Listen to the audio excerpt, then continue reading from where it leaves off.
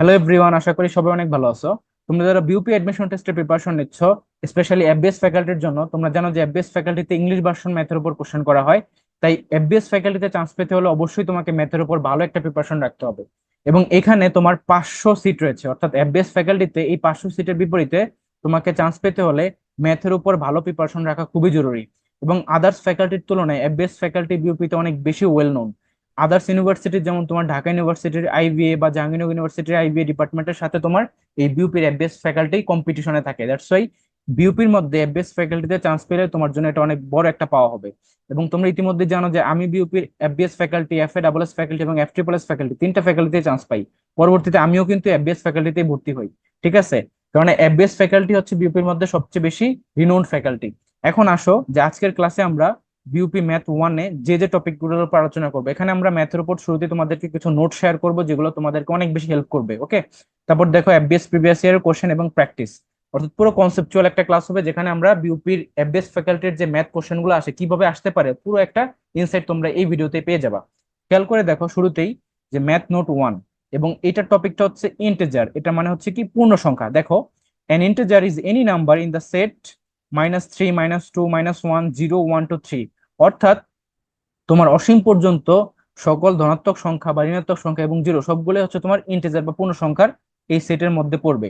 Any integer that is divisible by two, অর্থাৎ যে কোনো পূর্ণ সংখ্যা যখন তোমার দুই দ্বারা ডিভিজিবল হবে তখন সেটা হচ্ছে তোমার ইভেন ইন্টিজার্স, অর্থাৎ জোড় পূর্ণ সংখ্যা। ঠিক আছে, জোড় পূর্ণ সংখ্যা। এবং এইটার মধ্যে তোমার কি কি থাকবে, যেমন -4 -2 এভাবে অসীম পর্যন্ত যেতে পারে, -6 -8 -10, তারপর তোমার 0 2 4 6 8 করে অসীম পর্যন্ত হতে পারে।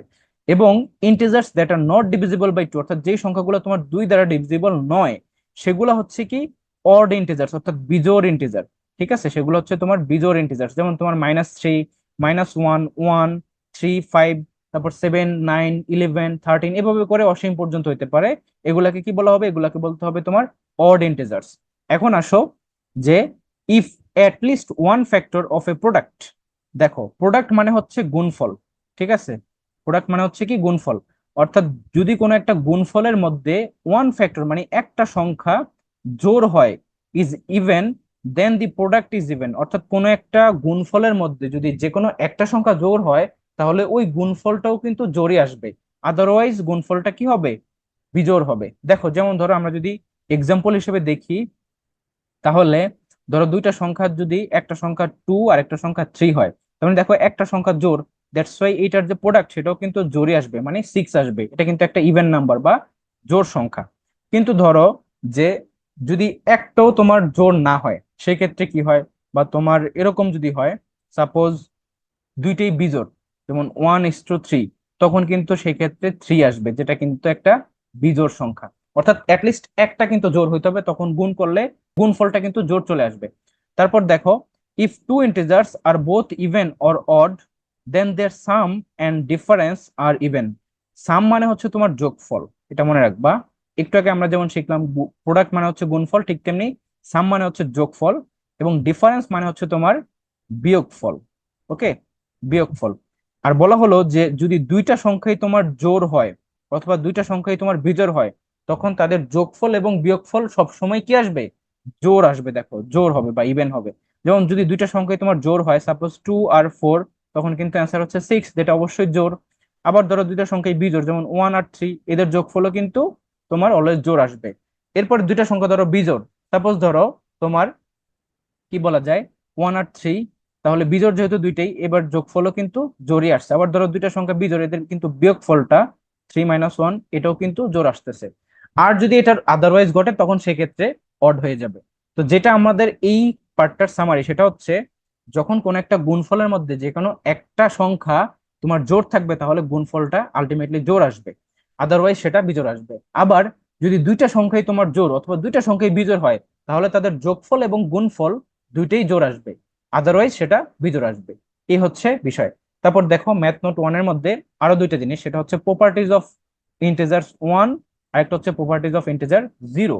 ওয়ান হচ্ছে কি, দেখো, if n is any number then 1 × n = n, অর্থাৎ যদি এন যে কোনো একটা ইন্টিজার হয়ে থাকে বা যে কোনো একটা সংখ্যা হয়ে থাকে, সেটার সাথে যদি তুমি ওয়ান কে গুণ করো তাহলে ওই সংখ্যাটাই পাবা। আবার ধরো এরকম একটা অবস্থা যেখানে ধরো for any number n that is not zero n into one by n is equal to one. অর্থাৎ যখন তোমার একটা সংখ্যা সেই সংখ্যার সাথে ওই এক আকারে, অর্থাৎ তুমি সেটাকে রিসিপ্রোকাল আকারে যদি ওয়ান বাই এন আকারে লিখো এবং সেই সংখ্যাটাকে যদি সেটার সাথে গুণ আকারে রাখো তাহলে কিন্তু আলটিমেটলি ওয়ান পেয়ে যাবা। ধরো এরকম আসছে যে একটা সংখ্যা এন, তার সাথে তুমি যদি ওয়ান বাই এন আকারে নিয়ে আসো গুণ আকারে, তখন এটা কাটাকাটি হয়ে আলটিমেটলি ওয়ানই থাকবে। ঠিক আছে, তারপর দেখো properties of integer zero. The integer zero is neither positive নর নেগেটিভ। অর্থাৎ জিরো সংখ্যাটা পজিটিভও না আবার নেগেটিভও না, অর্থাৎ এটা হচ্ছে তোমার একটা নন নেগেটিভ নাম্বার। ঠিক আছে, নন নেগেটিভ নাম্বার। ফাইন।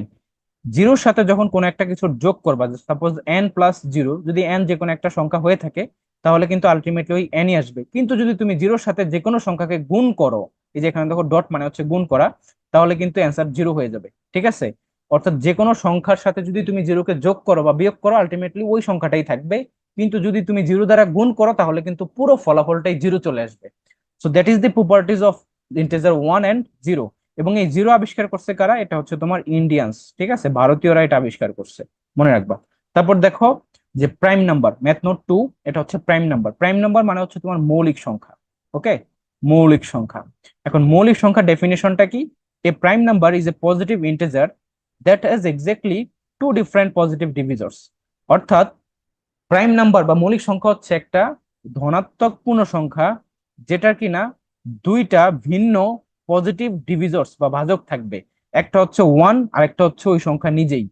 যেমন দেখো তোমার কোন কোনগুলা তোমার এই মৌলিক সংখ্যার ভিতরে পড়ে, যেমন 2, 3, 5, 7, 11, 13 এভাবে করে তোমার অসীম পর্যন্ত হতে পারে। সেখানে একটা বিষয় বোঝার আছে, দেখো মৌলিক সংখ্যা কিন্তু অবশ্যই তোমাকে পজিটিভ ইন্টিজার হতে হবে। এই জন্যই দেখো নেগেটিভ যে সংখ্যাগুলো আছে যেমন -2, -3, -5, এই সংখ্যাগুলো কিন্তু তোমার প্রাইম নাম্বার নয়। অলওয়েজ মনে রাখবা প্রাইম নাম্বার হচ্ছে পজিটিভ সংখ্যা যেটা শুরু হচ্ছে তোমার 2 থেকে। 2, 3, 5, 7, 11, 13, তারপর তোমার 17, 19 এভাবে করে অসীম পর্যন্ত হতে পারে। কিন্তু এই যে দেখো 15 সংখ্যাটা কিন্তু মৌলিক নাই, কারণ কি 15 দেখো অনেকগুলো তোমার ডিভিজন বা ভাজক রয়েছে, 1, 3, 5, 15 সবগুলা দিয়ে কিন্তু 15কে ভাগ যায়। কিন্তু এই যে সংখ্যাগুলো যেগুলো মৌলিক সংখ্যা সেগুলো কিন্তু এক অথবা ওই সংখ্যা ছাড়া অন্য কোনো সংখ্যা দ্বারা ভাগ যাবে না, মানে অন্য কোনো ভাজক নেই। আচ্ছা, এবং মনে রাখবা যে মৌলিক সংখ্যার মধ্যে সবচেয়ে ছোট মৌলিক সংখ্যা হচ্ছে তোমার টু। টু হচ্ছে সবচেয়ে ছোট মৌলিক সংখ্যা বা স্মলেস্ট, স্মলেস্ট প্রাইম নাম্বার। এবং এটাই হচ্ছে একমাত্র তোমার ইভেন নাম্বার যেটা কিনা প্রাইম নাম্বার। মানে প্রাইম নাম্বার বা মৌলিক সংখ্যার মধ্যে সবচেয়ে ছোট হচ্ছে টু এবং একমাত্র জোড় মৌলিক সংখ্যা হচ্ছে টু। কেননা পরবর্তী যতগুলো মৌলিক সংখ্যা অসীম পর্যন্ত আসবে সবগুলোই কিন্তু বিজোড়। দেখো এই যে 3, 5, 7, 11, 13 এগুলো কিন্তু বারবার বিজোড় আসতেছে। এরপর তোমার আসছে যেমন 17, 19, তারপর তোমার হচ্ছে 23, এভাবে করে অসীম পর্যন্ত সংখ্যা হইতে পারে যেগুলো সবগুলোই বিজোড়। শুধুমাত্র টুই হচ্ছে একমাত্র জোড় এবং সবচেয়ে ছোট মৌলিক সংখ্যা। কোশ্চেন করতে পারো যে ভাই ওয়ান কেন তোমার মৌলিক সংখ্যা নয়? তো দেখো এখানে যে শর্ত দেওয়া ছিল মৌলিক সংখ্যার মধ্যে, that is exactly two different positive divisors থাকতে হবে। তো ওয়ানের ভাজক কয়টি? ওয়ানের ভাজক তো শুধুমাত্র একটাই, এক নিজেই। তার মানে সেখানে তো দুইটা ডিফারেন্ট পজিটিভ ডিভিজার্স নাই। দ্যাটস ওয়াই কিন্তু ওয়ান তোমার প্রাইম নাম্বারের মধ্যে পড়বে না, টু থেকে শুরু হবে। কারণ টু এর ক্ষেত্রে দেখা যায় ওয়ান একটা ডিভিজার্স, টু নিজেও একটা ডিভিজার্স, এখান থেকেই তোমার এই জন্য শুরু হয়। দেখো আরেকটা জিনিস, যেটা 1 থেকে 100 পর্যন্ত মোট মৌলিক সংখ্যা হচ্ছে 25টি, যেটা আমরা মনে রাখতে পারি এই যে টেকনিকটা দিয়ে। সেটা হচ্ছে 4, 4, 2, 2, 3, 2, 2, 3, 2, 1 অথবা ডিডি, বিবিসি, বিবিসি, বিএ। তো এখানে দেখো এই যে 4, এটা হচ্ছে 1 থেকে 10-এর মধ্যে মৌলিক সংখ্যা। এরপরে 4 হচ্ছে তোমার 10 থেকে 20-এর মধ্যে মৌলিক সংখ্যা। তারপরে 2 হচ্ছে 20 থেকে 30-এর মধ্যে মৌলিক সংখ্যা। তারপরে 2 হচ্ছে 30 থেকে 40-এর মধ্যে মৌলিক সংখ্যা। তারপরে 3 হচ্ছে তোমার 40 থেকে 50-এর মধ্যে মৌলিক সংখ্যা। এরপরে 2 হচ্ছে তোমার 50 থেকে 60-এর মধ্যে মৌলিক সংখ্যা। তারপরে 2 হচ্ছে তোমার 60 থেকে 70-এর মধ্যে মৌলিক সংখ্যা। এরপরে 3 হচ্ছে তোমার 70 থেকে 80। তারপরে 2 হচ্ছে তোমার 80 থেকে 90। লাস্টে 1 হচ্ছে তোমার 90 থেকে 100। এই হচ্ছে তোমার এই যে মৌলিক সংখ্যা 1 থেকে 100 পর্যন্ত যে 25টা সেগুলো। দেখো এখানে 4, 4, 2, 2, 3, 2, 2, 3, 2, 1, এটাকে যোগ করলে দেখবো 25টা পেয়ে যাবা। এখান থেকে কোশ্চেন কিভাবে আসতে পারে? বললো যে 20 থেকে টোটাল এই 50-এর মধ্যে কতগুলো মৌলিক সংখ্যা রয়েছে। তার মানে তোমাকে কি ধরতে হবে? এই যে দেখো তোমার এই যে 2, 2, 3 এটাকে ধরতে হবে, 2, 2, 3, তার মানে 4 আর 3-এ 60টি, টোটাল 60টি হচ্ছে মৌলিক সংখ্যা 20 থেকে 50-এর মধ্যে। আবার বলতে পারে 30 থেকে 60-এর মধ্যে কতটি, বা 30 থেকে 70-এর মধ্যে কতটি, বা 20 থেকে 70-এর মধ্যে কতটি। তখন তুমি এই যে টেকনিকটা দিয়ে ইজিলি বের করে ফেলতে পারবা। মনে রাখবা জাস্ট 4, 4, 2, 2, 3, 2, 2, 3, 2, 1। ওকে, এরপর আসো যে কনসিকিউটিভ নাম্বার, সেটা হচ্ছে ম্যাথ নোট 3, মানে ক্রমিক সংখ্যা। ক্রমিক সংখ্যা। সো এখানে যে বিষয়টা বোঝার সেটা হচ্ছে দেখো, দ্য নাম্বারস -2 -1 0 1 2 3 4 5, এগুলো হচ্ছে তোমার কনসিকিউটিভ বা ক্রমিক সংখ্যা, অর্থাৎ পর পর আসতেছে, যেটা একের পরে দুই, তারপর তিন, তারপর চার, তারপর পাঁচ। ঠিক তেমনি তোমার -2 -3 -4 -5 এভাবে করে তোমার যখন পর পর আসবে তখন সেটাই হচ্ছে ক্রমিক পূর্ণ সংখ্যার মধ্যে পড়বে। Consecutive integers can be represented by n, n+1, n+2, n+3 dot dot dot করে অসীম পর্যন্ত হতে পারে। অর্থাৎ এই যে ক্রমিক সংখ্যাগুলো সেগুলোকে আমরা n, n+1, n+2 এভাবে করে রিপ্রেজেন্ট করতে পারি, যেহেতু একটা পর একটা আসতেছে তাই। আবার দেখো, the numbers 0 2 4 6 8 are consecutive even integers, অর্থাৎ জোড় যদি তোমার ক্রমিক পূর্ণ সংখ্যা বলে, জোড় ক্রমিক পূর্ণ সংখ্যা, তার মধ্যে কি হবে 2 4 6 8, তারপর 10 12 14 16 18 20 22 24 এভাবে করে অসীম পর্যন্ত হতে পারে। তো সেগুলো হচ্ছে তোমার জোড় পূর্ণ সংখ্যা, যেটাকে আমরা এই যে 2n, তারপরে 2n+2, তারপর 2n+4, তারপর 2n+6 এভাবে করে অসীম পর্যন্ত রিপ্রেজেন্ট করতে পারি। ঠিক আছে। আবার দেখো এই যে 1 3 5 7 9 আর কনসিকিউটিভ অড ইন্টিজার্স, অর্থাৎ এটা হচ্ছে ক্রমিক বিজোড় পূর্ণ সংখ্যা, সেটাকে আমরা রিপ্রেজেন্ট করতে পারি 2n+1, তারপর 2n+3, তারপর 2n+5, তারপর 2n+7, তারপর 2n+9, 2n+11 এইভাবে করে অসীম পর্যন্ত হতে পারে। তো এখানে আমরা কনসিকিউটিভ যে নাম্বারগুলো সেগুলোকে আমরা কিভাবে রিপ্রেজেন্ট করতে পারি সেটা শিখলাম। এখন ধরো তোমাকে বললো যে তিনটি ক্রমিক সংখ্যা, তখন তুমি কি ধরবা? n × n, n+1, n+2 এভাবে করে। আবার ধরো বললাম যে তিনটি জোড় ক্রমিক সংখ্যা, তখন কি ধরবা? 2n, 2n+2, 2n+4 এভাবে। তারপর ধরো বললাম যে তিনটি ক্রমিক বিজোড় সংখ্যা, তখন কি ধরবা? 2n+1, 2n+3, 2n+5 এভাবে ক্রমান্বয়ে তুমি সংখ্যা ধরে দেবা। ঠিক আছে। তো এই টাইপের কোশ্চেন কিন্তু বিউপিতে আসে কনসিকিউটিভ নাম্বার থেকে। বলা হবে যে ধরো পাঁচটি ক্রমিক সংখ্যার যোগফল এত, মাঝখানের সংখ্যাটি তাহলে কত হবে, বা এই যে যোগফল এত তাহলে সবচেয়ে বড় সংখ্যাটি কত, সবচেয়ে ছোট সংখ্যাটি কত, বা সবচেয়ে বড় এবং ছোট সংখ্যাটির তোমার এভারেজ কত, এই ধরনের কোশ্চেন দিতে পারে। ঠিক আছে। তারপর দেখো math note 4, that is fraction. ফ্র্যাকশনের মানে হচ্ছে তোমার ভগ্নাংশ। ঠিক আছে। তো একটা ভগ্নাংশের মধ্যে কি কি থাকে? উপরে থাকে লব, নিচে থাকে হচ্ছে হর। লব যে অংশটা, যেমন দেখো ইটস এ ফ্র্যাকশন n/d, এখানে n হচ্ছে তোমার লব এবং d হচ্ছে তোমার হর। তো এই যে লব অংশকে ইংরেজিতে বলা হয় নিউমারেটর এবং হর অংশকে বলা হয় ডিনোমিনেটর। এই একটা ভগ্নাংশ কিন্তু একটা রেশিও, মনে রাখবা। কেননা এই যে n/d কে তুমি লিখতে পারো n অনুপাত d আকারেও। ঠিক আছে। এবং যখন তোমার এরকম ফ্র্যাকশন থাকবে অনেকগুলো, বলবে যে নিচের কোন ফ্র্যাকশনটি সবচেয়ে বড় বা লার্জেস্ট, বা তোমার নিচের কোনটি ছোট বা স্মলেস্ট, তখন তুমি কিভাবে বের করবা? তো দেখো, টু কম্পেয়ার টু ফ্র্যাকশন, মানে দুইটা ভগ্নাংশকে যদি আমরা কম্পেয়ার করি, তখন সেক্ষেত্রে আমাদের মেথডটা হচ্ছে ক্রস মাল্টিপ্লিকেশন মেথড। এটা করলে আমরা দেখতে পারবো যে কোন ভগ্নাংশটার মানটা বড়। যেমন দেখো এখানে দুইটা ভগ্নাংশ দেওয়া হলো, যে 5/6 আর একটা হচ্ছে 6/7, এর মধ্যে কোনটার মান বড় কোনটার মান ছোট আমরা কিভাবে বের করবো? বিউপি এফবিএস এর পরীক্ষায় তো আমাদেরকে ক্যালকুলেটর ইউজ করতে দিবে না, বা দিলেও তোমার সেটা কিন্তু মানে নর্মাল ক্যালকুলেটর দেয়, বাট ম্যাক্সিমাম ক্ষেত্রে কিন্তু দেয় না। তো সেই ক্ষেত্রে তোমার এটাকে ক্যালকুলেট করতে হবে ম্যানুয়ালি। এটার জন্য হচ্ছে আমরা ক্রস মাল্টিপ্লিকেশন মেথডটা ইউজ করব। তো দেখো, the larger product on the same side will be on the same side as the larger fraction, মানে ক্রস মাল্টিপ্লিকেশন করার পরে যেই সাইডে আমাদের বড় মানটা আসবে, মানে গুণফলের মানটা বা প্রোডাক্টের মানটা, সেই সাইডের ফ্র্যাকশনটাই হচ্ছে সবচেয়ে বড় ভ্যালু বহন করে। তো এখানে দেখো আমরা কম্পেয়ার করে দেখি যে 5/6 আর একটা হচ্ছে তোমার 6/7, এটাকে যদি আমরা ক্রস মেথড করি তার মানে হচ্ছে এই যে ক্রস বরাবর গুণ হবে, 5 এর সাথে 7, 6 এর সাথে 6, মানে 5×7 = 35 এখানে লিখলাম, আবার 6×6 = 36 এখানে লিখলাম। তাহলে বড় অবশ্যই হচ্ছে 36, তার মানে এই যে 6/7 যে ফ্র্যাকশনটা এই সাইডের, 36-এর সাইডের, সেটা হচ্ছে বড়, এবং এই যে 5/6 এটা হচ্ছে তোমার ছোট। ওকে। তো এই হচ্ছে বিষয় আর কি, যে যখন তোমার এরকম ফ্র্যাকশন দিয়ে বলবে যে নিচের কোনটি সবচেয়ে বড়, তখন তুমি এরকম ক্রস মাল্টিপ্লিকেশন মেথড দিয়ে বের করে পাবা হচ্ছে উত্তরটা। যেমন ধরো চারটা অপশন থাকলে যখন যেটা ছোট থাকবে সেটা বাদ দিয়ে দিবা, তারপরে যেটা বড়টা সেটার সাথে পরবর্তী অপশনের সাথে কম্পারিজন করবা, যেটা ছোট থাকবে সেটা বাদ আবার পরবর্তী অপশনটার সাথে কম্পেয়ার করবা, এইভাবে করে আলটিমেটলি অ্যান্সারটা তুমি পেয়ে যাবা। ওকে। তারপর দেখো math note 5, that is square root. তো আমরা সচরাচর যেটা জানি যে ধরো স্বাভাবিক সংখ্যার ক্ষেত্রে স্কোয়ার করলে সংখ্যাটার মান বাড়ে। যেমন 5 কে স্কোয়ার করলে তোমার আসবে 25, আবার স্কোয়ার রুট যদি করি, যেমন 25 কে রুট করলে সংখ্যাটার মান কমে যায়। কিন্তু একটা জিনিস যেটা, সেটা হচ্ছে যখন সংখ্যাটা 0 এবং 1 এর মাঝখানে থাকবে, অর্থাৎ তোমার দশমিকের মধ্যে থাকবে ফ্র্যাকশন আকারে, সেটা হচ্ছে কি, যদি তুমি স্কোয়ার রুট করো তখন সংখ্যাটার ভ্যালুটা বেড়ে যাবে, আর যদি স্কোয়ার করো তখন ভ্যালুটা কমে যাবে, অর্থাৎ ভাইস ভার্সা, যেটা এটার পুরোটাই ভিন্ন নিয়ম। ওকে।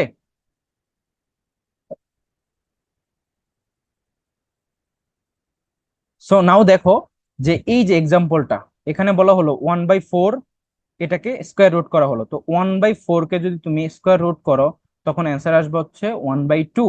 তো এই যে 1/4 এর থেকে কিন্তু 1/2 বড়, কিন্তু আমরা কি করলাম, স্কোয়ার রুট করলাম। তো দেখলাম যে যখন কোন একটা সংখ্যা 0 থেকে 1-এর মধ্যে থাকবে, অর্থাৎ ডেসিমেলে থাকবে বা ফ্র্যাকশন আকারে থাকবে, তখন সেটাকে যদি তুমি স্কোয়ার রুট করো তখন কিন্তু সেটা মানে বড় হয়ে যায়। কিন্তু নর্মাল ক্ষেত্রে দেখি যে আমরা স্কোয়ার রুট করলে কিন্তু মানটা ছোট হয়। আবার দেখো, যদি তোমার এরকম 0 থেকে 1-এর মধ্যে ফ্র্যাকশন আকারে সংখ্যা থাকে, সেটাকে যদি তুমি এখন স্কোয়ার করো তখন কিন্তু আবার সেটা ছোট হয়ে যাবে। যেমন দেখো এখানে 1/2, এটা মানে হচ্ছে 0.5, এটাকে যদি তুমি স্কোয়ার করো সংখ্যাটা হয়ে যাবে 1/4, দ্যাট উইল বি লাইক 0.25। তো 1.5 এর থেকে কিন্তু 1.25 কিন্তু ছোট, অর্থাৎ দেখো স্কোয়ার করলা কিন্তু স্টিল সেটা কিন্তু ছোট হয়ে গেল মানটা। তো এই হচ্ছে এখানে দুটা কনসেপ্ট আমরা শিখলাম। তারপর দেখো rate problems, math note 7, this is very much important. এই ধরনের ম্যাথ কিন্তু এফবিএস এ প্রায় দিয়ে থাকে। তো দেখো নর্মালি আমরা যখন ডিস্টেন্স হিসেব করব, যে দূরত্ব কতটুকু, সেটা বের করার জন্য আমরা যেই মেথডটা ফলো করি সেটা হচ্ছে, ধরো তুমি একটা গাড়ি চালাইতেছো, সেটার স্পিড হচ্ছে 20 কিলোমিটার পার আওয়ার, এবং তুমি 5 ঘন্টা ব্যাপী চালাইছো, 5 আওয়ার, তাহলে টোটাল দূরত্ব কতটুকু অতিক্রম করবে, জাস্ট গুণ করে দিবে যে 20 × 5, দ্যাট ইজ 100 তোমার কিলোমিটার তুমি অতিক্রম করলে এই যে 5 ঘন্টার ভিতরে 20 কিলোমিটার পার আওয়ারে। তারপর দেখো এই টাইপের কি ধরনের ম্যাথ গুলো আসতে পারে, যেমন এক্সাম্পল 1টা খেয়াল করো। If a car travels at an average speed of 70 kilometer per hour for 4 hours, how many kilometer does it travel? মানে একটা ট্রেন যদি তোমার 70 কিলোমিটার পার আওয়ার বেগে যেতে থাকে এবং সেটা যদি 4 ঘন্টা যায়, তাহলে কতটুকু ডিস্টেন্স অতিক্রম করবে? তার মানে 70-এর সাথে তুমি এবার 4কে গুণ করে দাও, তার মানে 4 × 7 = 28, that will be 280 kilometre. Okay. তারপর দেখো example 2, on a 400 mile trip, তার মানে 400 মাইল ট্রিপে car X travelled half of the distance, মানে এই 400 মাইলের অর্ধেক distance 40 miles per hour, and বাকি half and other half at 50 miles per hour. তাহলে what was the average speed of the car, মানে ওই যে কারটা সেটার এভারেজ স্পিড কত? তাহলে একটা জিনিস মনে রাখবা, এভারেজ বের করার সময় আমরা কি করি, আমরা এভারেজ বের করার সময় আমরা উপরে টোটাল রাখি আর নিচে হচ্ছে আমরা সংখ্যাটা রাখি। তাহলে এখানে টোটাল দূরত্ব কতটুকু, ডিস্টেন্স যেটা, সেটাকে রাখবো ডিস্টেন্স, এবং নিচে রাখবো হচ্ছে টোটাল কতটুকু সময়ব্যাপী সে চললো। তো সময় চললো কতটুকু সেটা আমরা টাইম। ওকে। তো এভারেজ যেহেতু বের করবো আমরা, এটাই আমাদের উত্তর। তাহলে ডিস্টেন্স তো দেওয়াই আছে যে টোটাল সে 400 মাইল গিয়েছে, বাকি টাইম কতটুকু সেটা আমরা জানি না। তো টাইমটা বের করবো কিভাবে, দেখো এখানে বলা হলো যে car X travelled half of distance at 40 miles per hour, তার মানে সে এই 400 মাইলের মধ্যে 200 মাইল সে 40 মাইল পার আওয়ারে গেছে। তার মানে 40 দিয়ে যদি এটাকে কাটাকাটি করে দাও তাহলে অ্যান্সার আসবে 5। তার মানে 5 আওয়ার লাগলো এখানে অর্ধেক যেতে। বাকি অর্ধেক সে 50 কিলোমিটার পার আওয়ারে গেল, মানে বাকিও তো থাকে 200 কিলোমিটারই, 400-র ভিতরে যদি অর্ধেক 200 হয় তাহলে বাকি অর্ধেক কত, 200। এটা গেছে সে 50 কিলোমিটার, এটা কাটাকাটি করলে আমরা দেখি 4 ঘন্টা। তার এটা টোটাল সময় লাগলো 5 + 4 মানে 9 ঘন্টা। তাহলে দেখো টোটাল ডিস্টেন্স হচ্ছে 400 মাইল এবং সে 9 ঘন্টা ব্যাপী চালাইছে। তাহলে এই গাড়ি চালানোর সময় তার এভারেজ যে স্পিডটা হবে সেটা হবে কি, 400 ÷ 9। এটা কাটাকাটি করলে আমরা কয়বার যায় দেখি, 4 বার যায়। 4 × 9 = 36, 7 থেকে 4 আবারও 4 বার যায়, দশমিক দিলে তারপর আবারও 4, মানে 44.4 অথবা অ্যাপ্রক্সিমেটলি তোমার 45 উত্তর হতে পারে। ঠিক আছে, that is the correct answer. এবার দেখো যে তোমার ওয়ার্ক প্রবলেমস, ম্যাথ নোট 8, এটাও কিন্তু খুবই ইম্পর্টেন্ট, কেননা এই যে কাজ থেকেও কিন্তু, কাজের অঙ্কগুলা থেকেও কিন্তু বিউপি এফবিএস এ কোশ্চেন দিয়ে থাকে। দেখো, in a work problem the rate at which certain person or machines work alone are usually given. মানে ওয়ার্ক প্রবলেম গুলো যখন পরীক্ষায় কোশ্চেন আসে, সেখানে ধরো ইন্ডিভিজুয়াল পার্সন অথবা ইন্ডিভিজুয়াল মেশিন যখন কাজ করে, সেটার একাকী কাজ করার যে ক্ষমতা বা একা কাজ করার, অ্যালোন কাজ করার ক্ষমতা সেটা দেওয়া থাকে। এবং it is necessary to compute, মানে বের করতে বলে the rate at which they work together, যখন একত্রে কাজ করবে সেটা কত দিনে করতে পারবে বা কত রেটে করতে পারবে সেটা আমাদেরকে বের করতে বলে। অথবা ভাইস ভার্সা, যে তোমাকে একত্রেটা দেওয়া থাকবে, বলবে যে একাকি কতটুকু সময়ের মধ্যে সে করতে পারবে। সো এই টাইপের আর কি ম্যাথ গুলা এসে থাকে। এখন দেখো আমরা বেসিক ফর্মুলাটা তাহলে কি এটা সলভ করার জন্য, তো মনে রাখবা বেসিক ফর্মুলা হচ্ছে 1/r+1/s=1/b। তাহলে এখানে 1/r মানে কি এবং 1/s মানে কি এবং 1/b মানে কি, দেখো আর এবং এস হচ্ছে যে দুইজন ইন্ডিভিজুয়াল তারা একাকি কাজ করার সময় যে রেটটা, সেটা ধরো একাকি একজন করতেছে আর সময়ে, আরেকজন করতেছে এস সময়, তার মানে একটা হচ্ছে আর এর মান আর একটা এস এর মান। এবং বি হচ্ছে তোমার একত্রে যতটুকু কাজটা করতেছে ততটুকু, B is the number of hours it takes to do the job when working together. যখন একত্রে কাজটা করবে তখন হচ্ছে সেটা বি এর জায়গায় বসবে, আর যখন ইন্ডিভিজুয়ালি একাকী কাজটা করবে তখন সেটার একটা হচ্ছে আর আর একটা হচ্ছে এস, যেহেতু দুইজনের মধ্যেই তোমার এই ওয়ার্ক প্রবলেমস গুলো এসে থাকে বা দুইটি বস্তুর মধ্যে এসে থাকে। তো আমরা দেখি ডেমো ডেমো একটা কোশ্চেন দেখি, দুইটা question. Example 1. If machine X can produce 1000 volts in 4 hours, মানে X যে মেশিনটা সেটার দক্ষতা কি, যে সে 1000 ভোল্ট উৎপাদন করতে পারে 4 ঘন্টায়। ঠিক আছে, এটা হচ্ছে 4 ঘন্টায়। আবার দেখো machine Y can produce 1000 volt in 5 hours, মানে 5 ঘন্টায়। তাহলে বললো how many hours can machine X and Y working together at this constant rates produce 1000 volts. মানে যদি মেশিন এক্স এবং ওয়াই এখন একত্রে কাজ করে তাহলে তারা কত ঘন্টায় এই 1000 ভোল্ট উৎপাদন করতে পারবে। তো আমাদের যে নিয়মটা ছিল 1/r plus 1/s is equal two 1/b। তার মানে এখানে আরও দেওয়া আছে এসও দেওয়া আছে, বললো যে একত্রে কতটুকু করতে হবে সেটা বের করতে হবে, তার মানে বি আমাদেরকে বের করতে হবে। তোমরা করি দেখো, 1/r এর জায়গায় আমরা কি বসাবো, 1/4 প্লাস 1/s এর জায়গায় বসাবো 5 ঘন্টা যেহেতু পরবর্তীটা, ইজ ইকুয়াল টু 1/b। এবার যদি আমরা করি এখানে লসাগু করলে এটা হবে 20, উপরে থাকবে হচ্ছে 5, এপাশে থাকবে 4, ইজ ইকুয়াল টু 1/b। তার মানে হলো তোমার যে 9/20 is equal two 1/b, that means 9b is equal two 20। তার মানে b ইজ ইকুয়াল টু হবে 20/9, এটা কাটাকাটি করলে হবে 2.2 এরকম আসবে আর কি। ঠিক আছে, 2.2। তার মানে 2.2 আওয়ারের মধ্যে একত্রে কাজ করলে তারা 1000 ভোল্ট বিদ্যুৎ উৎপাদন করতে পারবে। এরপর দেখো যে তোমার example 2, that is if art and Rita, মানে দুইজন ব্যক্তি can do a job in 4 hours, তার মানে do a job when working together, তার মানে একত্রে কাজ করলে তারা 4 ঘন্টায় করতে পারে, এটা বলা আছে। তার মানে এটা কিসের মান, এটা হচ্ছে বি এর মান। ওকে, আমরা একটু মুছে দিচ্ছি, মুছে আবার করি পরবর্তীটা। ওকে, দেখো এই যে 4 ঘন্টা এটা হচ্ছে তোমার বি এর মান, যেহেতু বলছে যে ওয়ার্কিং টুগেদার একত্রে কাজ করা at their respective constant rates, and art can do the job alone in 6 hours, মানে এই যে প্রথম ব্যক্তি যেটা সে কিনা 6 ঘন্টায় একাকী কাজটা করতে পারে, তাহলে ওই যে বাকি আরেকজন রয়েছে রিতা, সে একাকী কাজটা কত সময় করতে পারবে। তো এটা আমরা আমাদের যে নিয়ম 1/r plus 1/s equal to 1/b এখানে বসে দেই। দেখো যেহেতু তোমার 1/r মানে কি 1/6 আমরা নিতে পারি, যেহেতু একজনেরটা বলা আছে। দেখো art can do the job alone in 6 hours, মানে এখানে একজনেরটা বসাইলাম যে আরেকটা, তাহলে এস আমরা বের করতে হবে, কারণ বাকি জন একাকী কতক্ষণ করতে পারবে সেটাই চাইছে। তাহলে এসটাকে আমরা রেখেই দিলাম। আর একত্রে কাজটা যেটা বি এর মান সেটা কিন্তু দেওয়া আছে, দেখো 4 ঘন্টায় করতে পারে, তার মানে 4। তো এখানে আমরা যদি এই যে 1/s কে রেখে দেই, 1/s is equal two 1/4 minus 1/6 এতটুকু যদি রেখে দেই, দেন ইট মিনস তোমার এইটাকে এই পাশে মাইনাস করে নিয়ে আসলাম আর কি। তাহলে হবে 1/s ইজ ইকুয়াল টু 424, আর এখানে থাকে হচ্ছে 6 - 4, that is 1/s is equal two তোমার থাকলো 1/s ইজ ইকুয়াল টু থাকবে হচ্ছে 2/24, তার মানে কাটাকাটি করলে হচ্ছে 1/12। তার মানে 1/s is equal two 1/12, that means S এর মান কত, এস এর মান হচ্ছে 12, এস ইজ ইকুয়াল টু 12। তার মানে এস কাজটা করতে পারবে, বা এই যে রিতা পরবর্তী জিনিস সে একাকি কাজটা করতে পারবে কত দিনে, 12 দিনে, আর এটা হচ্ছে 2.2। সো এই হচ্ছে দুইটা প্রশ্নের উত্তর, আশা করছি সবাই বুঝছো। নেক্সট আসো যে math note 9, that is mixture problem. এই ধরনের মিশ্রণ থেকে অনেক সময় কোশ্চেন আসে পরীক্ষায়। That is in a mixture problem substance with different characteristics are combined, মানে বিভিন্ন ক্যারেক্টারিস্টিক্স এর সাবস্টেন্সকে তোমাকে কম্বাইন করা হয় বা একসঙ্গে করা হয়। And it is necessary to determine the characteristics of the resulting mixture, মানে হচ্ছে যে রেজাল্টিং মিক্সারটা আসবে এই মিক্সার করার পরে কম্বাইন করার পরে সেইটার ক্যারেক্টারিস্টিক্স হচ্ছে আমাদেরকে ডিটারমাইন করতে হবে। যেমন দেখো এক্সাম্পল 1 যেটা, if 6 pounds of nuts that cost $1.20 are mixed with 2 pounds of nuts that cost $1.60, তাহলে what was the cost per pound of the mixer, মানে মিক্সারের তাহলে কস্ট কত।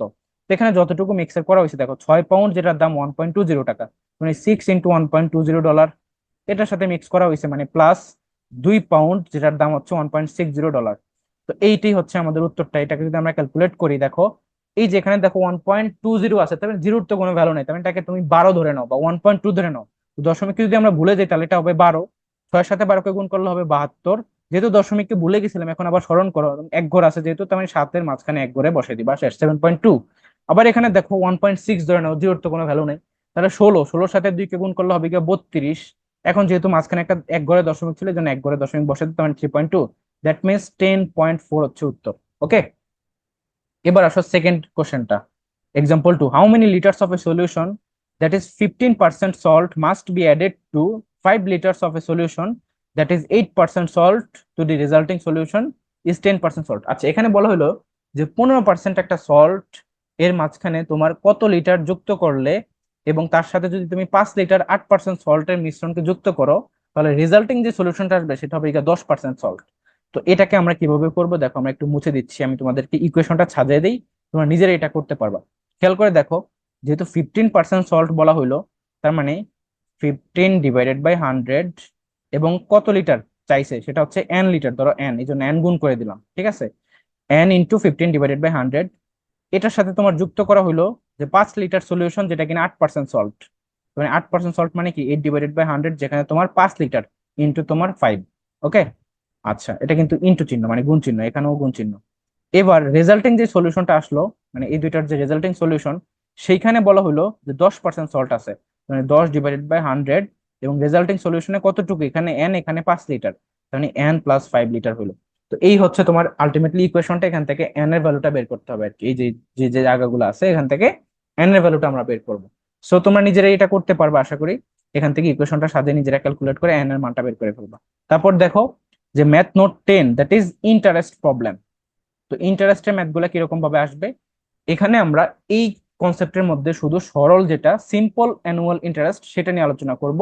আর পরবর্তীতে তোমাদেরকে যখন আমাদের ব্যাচে পেইড ব্যাচের ক্লাসগুলো হবে, সেখানে দেখবা যে সিকোয়েন্স অনুযায়ী আমরা নাম্বারস, তারপরে তোমার পার্সেন্টেজ, তারপরে তোমার রেশিও এন্ড প্রপোর্শন, তারপরে ইন্টারেস্ট, তারপরে তোমার এরকম আরো আছে মিক্সচার, তারপরে তোমার এছাড়া যাবতীয় যে অ্যালজেব্রিক এক্সপ্রেশন বা জিওমেট্রির ক্লাসগুলো যখন হবে, তো ওইখানে আমরা যখন ইন্টারেস্টের ক্লাসটা নিব, সেখানে আমরা কম মানে কম্পাউন্ড যে ইন্টারেস্ট বা চক্রবৃদ্ধি মুনাফা সেটার ম্যাথগুলো কিন্তু তোমাদেরকে করে দিব।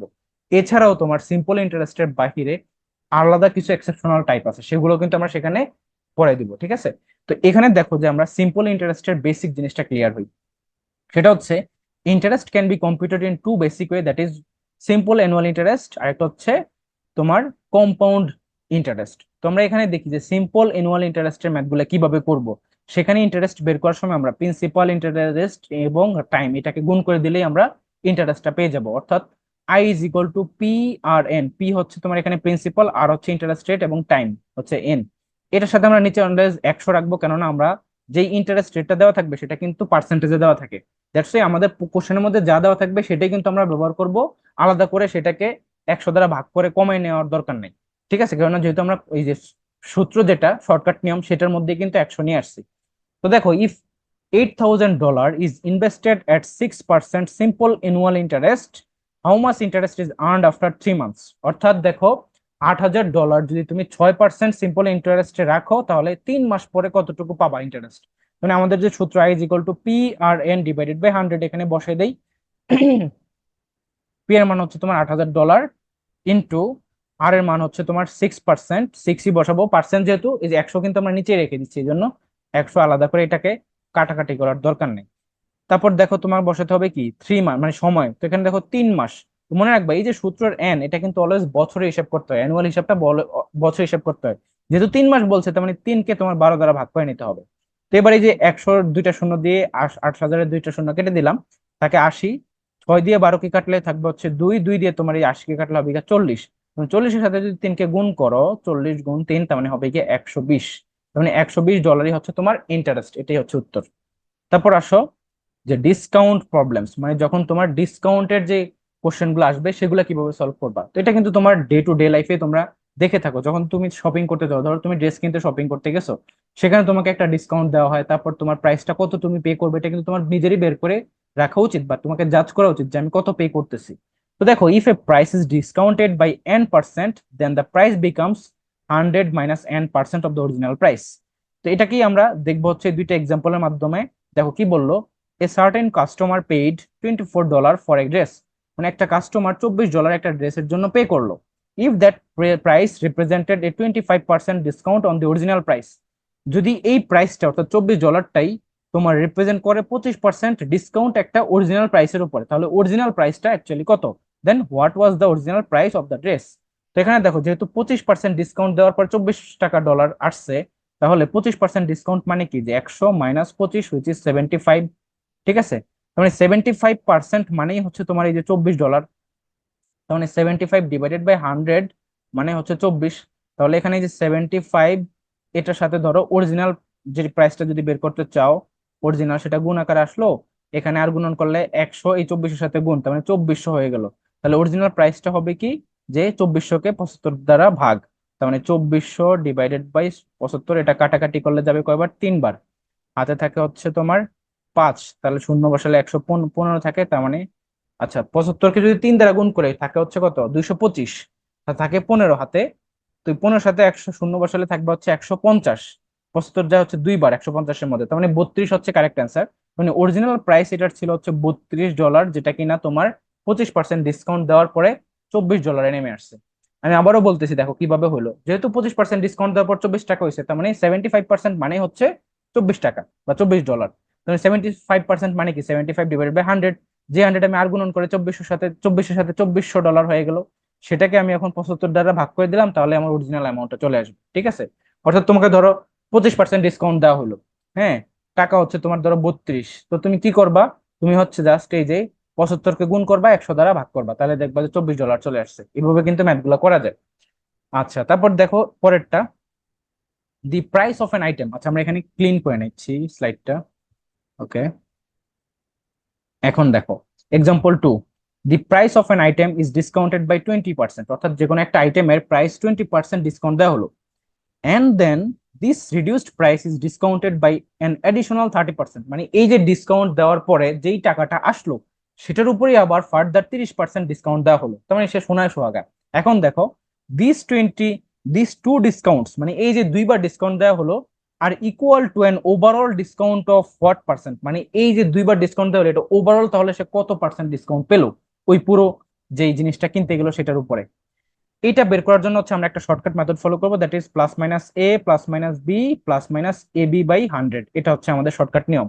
তো দেখো এখানে প্লাস মানে কি, যখন তোমার বাড়বে তখন হচ্ছে প্লাস, যখন কমবে তখন হচ্ছে মাইনাস, আর এইখানকার সাইনটা হবে গিয়া ওই দুইটা সাইনের উপর বেস করে। যদি তোমার এ এবং বি এর দুইটাই পজিটিভ হয় তাহলে প্লাসে প্লাসে পজিটিভ সাইন আসবে, যদি দুইটাই নেগেটিভ হয় তাহলে মাইনাসে মাইনাসে এখানকারটা প্লাস আসবে, যদি একটা পজিটিভ একটা নেগেটিভ আসে তাহলে এখানে প্লাসে মাইনাসে মাইনাসে আসবে। ঠিক আছে, তো এখানে দেখো 2বারই কিন্তু ডিসকাউন্ট দেওয়া হয়েছে, মানে 2বারই কমানো হয়েছে।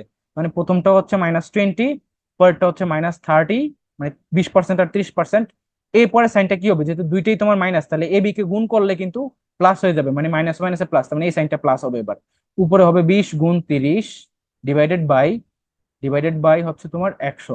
বলবা যে এখানে কেন সাইনটা দিলাম না, এখানে সাইনটা তো আগেই তুমি নিয়ে আসছে, যে প্লাস সাইন কিভাবে আনছো, এই যে -20 -30-এর সাথে গুণ করে কিন্তু প্লাস সাইন হয়ে গেছে, এই জন্য এটা চলে আসছে। তো দেখো এই শূন্য এই শূন্য কাটা, এই শূন্য এই শূন্য কাটা, থাকবে হচ্ছে 6, আর এখানে এটাকে সাম করলে হবে গিয়া -50, মানে -20 -30 হচ্ছে -50 প্লাস হচ্ছে গিয়া তোমার 6, দ্যাট মিনস আসলে হচ্ছে গিয়া -44। তার মানে অ্যাকচুয়ালি সে ডিসকাউন্ট পাইছে 44% টোটালি, ওভারঅল সে 44% ডিসকাউন্ট পাইছে। এখন ডিসকাউন্ট কিভাবে পাইছে বুঝলে, এই যে মাইনাস চিহ্ন মানে হচ্ছে কি কমানো হয়েছে, ডিসকাউন্ট দেওয়া হয়েছে। ওকে, তারপর দেখো math note 12, that is profit, যে লাভ। তো লাভ কখন হয় মনে রাখবা, যখন তোমার কোনো কিছু তুমি রেভিনিউ থেকে তোমার যে খরচটাকে যদি বিয়োগ করে দেখো তখনই তোমার লাভ চলে আসে, অর্থাৎ gross profit is equal two revenues minus expenses, যে তোমার কতটুকু ইনকাম হলো আর কতটুকু তোমার খরচ ছিল সেটাকে বিয়োগ করলেই তোমার লাভের পরিমাণ পেয়ে যাবা, অর্থাৎ সেলিং প্রাইস মাইনাস কস্ট, এটাই হচ্ছে লাভ। তো এখানে দেখো এ সার্টেন অ্যাপ্লায়েন্স, মানে যে কোনো একটা পণ্য কস্ট এ মার্চেন্ট $30, যে একজন মার্চেন্ট যে কিনা ধরো বিক্রেতা, সে একটা জিনিস কিনলো $30, at what price the merchant should sell the appliance in order to make a gross profit of 50% of the cost of the appliance, মানে এটার যে দাম $30, এটার উপরে যদি সে 50% সে মানে লাভ করতে চায় তাহলে সে কত দামে বিক্রি করতে হবে। তাহলে আগে আমরা 30-এর 50% কত হয় সেটা দেখি।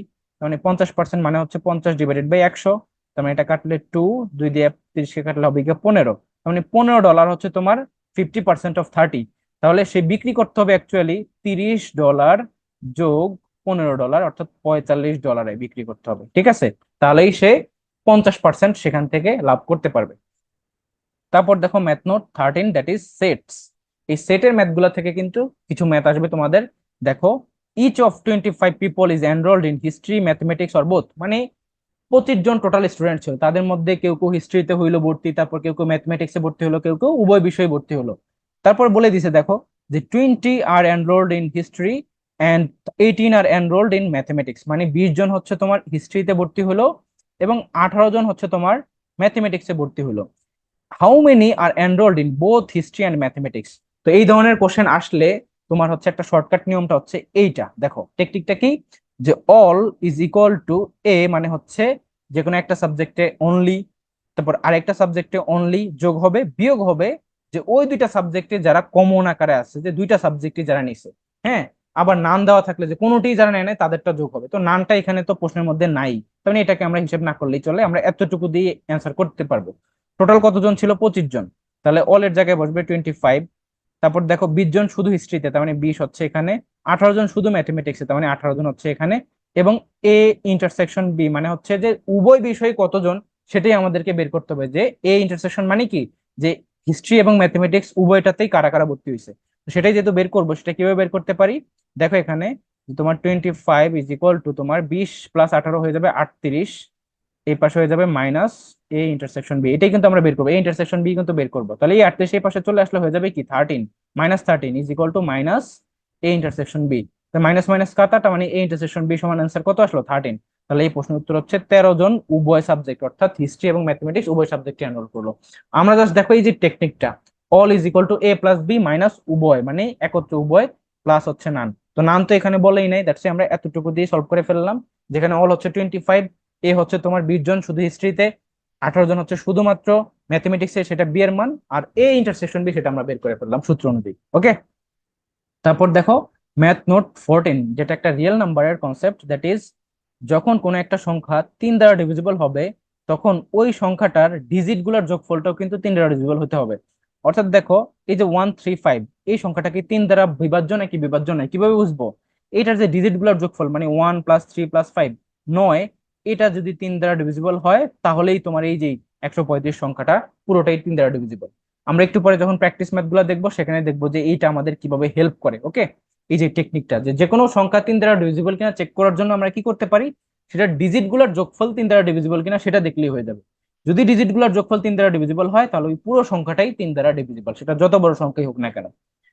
এবার আসলে প্র্যাকটিস কোশ্চেন 1, এখানে কি বলছে একটু বোঝার ট্রাই করো। বিউপিতে কিন্তু এফবিএস ফ্যাকাল্টিতে এই ধরনের বড় বড় কোশ্চেন গুলাই দেয়, আর অনেক সময় কিন্তু অপশন 5টাও থাকতে পারে। ঠিক আছে, 4টা 5টা এরকম অপশন থাকে।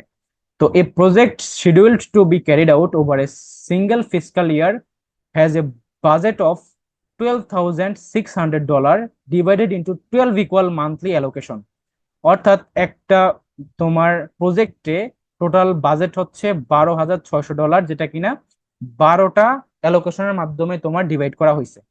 তাহলে at the end of 4th month of that fiscal year, মানে 4 মাস পরে, দেখো 4th মান্থ মানে কি 4 মাস পরে, যে the total amount spent on this project is 4,580, মানে 4 মাস পরে যে টাকাটা স্পেন্ড করা হচ্ছে সেটা হচ্ছে কতটুকু? $4,580। How much was the project over it's budget, তার মানে বাজেট অপেক্ষা এই যে ডলার এতটুকু খরচ হলো সেটা কতটুকু বেশি।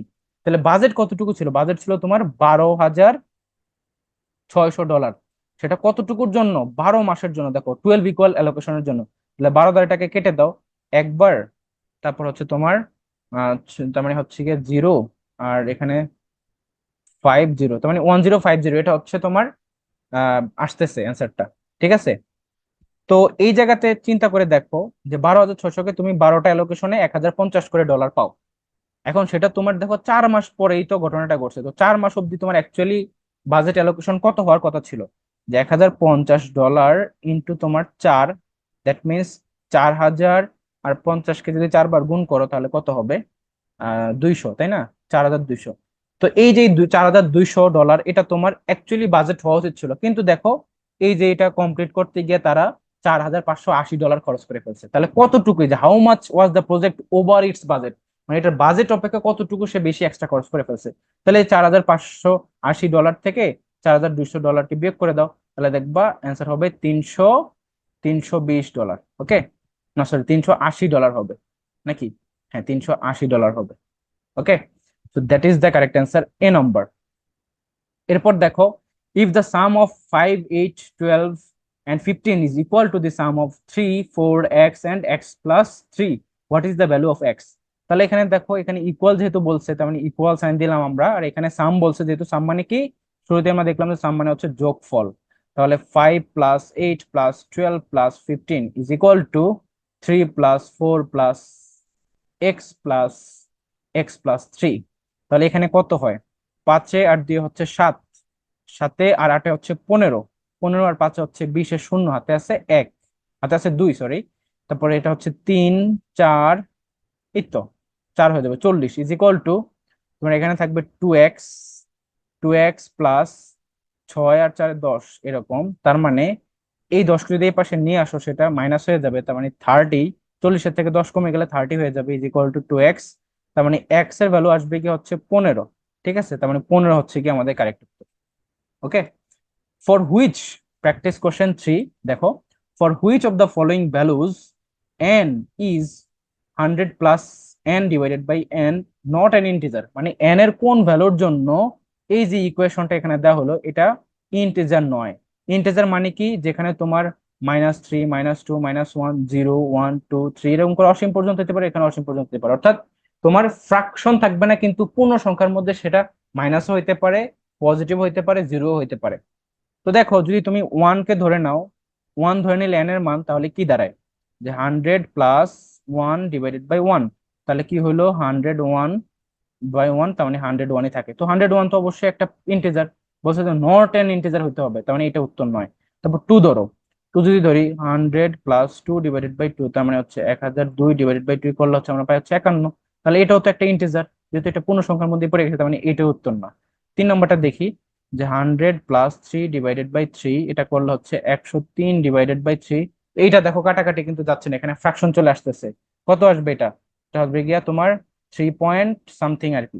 ঠিক আছে, 3.4 সামথিং, তো এরকম আর কি। 3.4 না, মানে অ্যাকচুয়ালি 30.4 সামথিং এরকম আসবে। না, 30.4ও না, যেহেতু 103, 33 পয়েন্ট সামথিং এরকম আসবে আর কি। ঠিক আছে, তো সেই জায়গা থেকে এটাই হচ্ছে কারেক্ট অ্যান্সার, যেহেতু এটা তোমার পূর্ণ সংখ্যা আসতেছে না, এখানে দশমিক চলে আসছে, এটাই আমাদের কারেক্ট হবে। বাকিগুলো চেক করার দরকার নেই, বাকিগুলো এমনি তো মিলে যাবে। তারপরও দেখো, যেমন যদি 4 ধরি, তাহলে 100 + 4 / তার মানে 104/4, এটা কাটাকাটি করলে এটা যাবে 2 বার, হাতে থাকে 2, 4 × 2 = 8, হাতে থেকে 24, তার মানে 24-এর মধ্যে 4 কয়বার যায়, 424, 26। ঠিক আছে, আবার দেখো 5 দিয়ে যদি কাটো, 5 দিয়ে যদি হিসেব করো, 100 + 5/5, তার মানে 105/5 করলে সেটা হচ্ছে 21 বার যায়, তার মানে এটা উত্তর হবে না, তার মানে কারেক্ট অ্যান্সার হচ্ছে সি নাম্বার। আমি তোমাদেরকে একদম ইন ডিটেলসে বুঝিয়ে দিলাম যে কিভাবে চাইছে এটা। ঠিক আছে, তারপরটা দেখো, প্র্যাকটিস কোশ্চেন 4, রেক্টেঙ্গুলার ফ্লোরস মানে কি, আয়তকার একটা ফ্লোরস যেটা কিনা এক্স ওয়াই হচ্ছে তোমার area, X and Y have equal area, মানে দুইটা আয়তকার ফ্লোর, একটা হচ্ছে এক্স, একটা হচ্ছে ওয়াই, যেটা কিনা ইকুয়াল এরিয়া, মানে দুইটারই আয়তন সেম।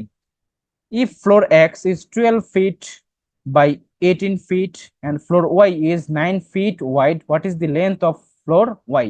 তার মানে দেখো, এক্স ফ্লোরের কিন্তু তোমার লেন্থ এবং উইডথ দুইটাই দেওয়া আছে, তার মানে সেটারও যদি আমরা এরিয়া হিসেব করি এক্স এর জন্য, এক্স এর যে এরিয়া হিসেব করি তার মানে হবে 12 × 18, দ্যাট উইল বি লাইক, ধরো 12 × 18 রেখে দিই আমরা।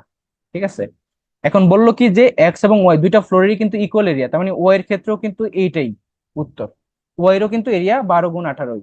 বললো কি যে ওয়াইড যদি তোমার লেন্থ মানে ফিট দেওয়া থাকে 9 ফিট ওয়াইড, তাহলে সেটা লেন্থ কত? তাহলে আমরা কি জানি যে লেন্থ, ধরো লেন্থ বের করব, লেন্থ এবং ওয়াইড দেওয়া দেওয়া আছে কত, 9, ইজ ইকুয়াল টু তোমার, আমরা কি পেলাম যে 12 × 18। ঠিক আছে, তাহলে লেন্থ আমরা কিভাবে বের করব, লেন্থ ইজ ইকুয়াল টু 12 × 18 / 9, মানে দেখা কাটলে 2, মানে 12 × 2 = 24, তার মানে লেন্থ হচ্ছে তোমার 24। ওয়াই এর ক্ষেত্রে লেন্থ কত, 24। আমরা কিভাবে কিভাবে বের করলাম, দেখো এক্স এর এরিয়াটা বের করলাম যে 12 × 18, এবং এটাই নাকি তোমার ইকুয়াল ওয়াই এর সাথে, তাহলে ওয়াই এর যে উইথ দেওয়া আছে, তোমার ওয়াইড দেওয়া আছে 9, সেটার সাথে লেন্থকে গুণ করে রাখলাম ইজ ইকুয়াল টু 12 × 18। সেই লেন্থকে কিভাবে বের করবো, এই 9 যেহেতু গুণাকারে আছে সেটা ভাগাকারে দিয়ে দিয়ে 24 চলে আসলো, মানে কারেক্ট উত্তর হচ্ছে 24। এরপর দেখো, the sum of prime numbers that are greater than 60 but less than 70 is what? তো 60-এর উপরে এবং 70-এর নিচে যে প্রাইম নাম্বার গুলো আছে সেগুলোর যোগফল চাইছে। দেখো, সাম অফ দ্য প্রাইম নাম্বারস মানে যোগফল। ওকে, তো 60-এর উপরে কি কি আছে, 61 আছে, 62 আছে, 63 আছে, 64 আছে, 65 আছে, 66 আছে, 67 আছে, 68 আছে, তারপর তোমার 69 আছে, এই তো, তাই না? 60 থেকে 70-এর মধ্যে এগুলাই আছে। তো 61 কি তোমার প্রাইম নাম্বার কিনা? দেখো, 61 কিন্তু আসলে একটা প্রাইম নাম্বার, যেটাকে কিনা অন্য কোনো সংখ্যা দ্বারা ডিভাইড করা যাচ্ছে না, যাচ্ছে কি, যাচ্ছে না। কিন্তু দেখো 62-কে তো অবশ্যই 2 দ্বারা ডিভাইড করা যাবে, আরো অনেক সংখ্যা দিয়ে 62 যাবে, তখন এটা বাদ। 63 এটাও যাবে, কিন্তু 7 নং 63 এটাও বাদ। 64 তো অবশ্যই কাটা যাবে। 65 তো 5 দিয়ে কাটা যাবে। 66 তো 6 দিয়ে কাটা যাবে। 11 দিয়েও কাটা যাবে। আবার দেখো 67 কি কোনো সংখ্যা দ্বারা কাটা যায়? যায় না, কিন্তু 1 এবং 67 ছাড়া অন্য কোনো সংখ্যা দ্বারা কাটা যায় না, তার মানে এটাও প্রাইম নাম্বার। 68 তো কাটা যাবেই। 69 তো যাবেই, তাই না? 7 কত? 69-কে কি দিয়ে ভাগ করা যায়? তোমার 7 দিয়ে যদি কাটি, তাহলে 7 নং 63, আহ 7 দশম 70, তো আমি 7 দিয়ে তো যাচ্ছে না। এটা ধরো তুমি 3 দ্বারা যদি কাটো, 3 দ্বারা কাটলে কিন্তু যাচ্ছে, দেখো। ঠিক আছে, 3 দ্বারা কাটলে 2 বার আর 3 বার, মানে 23।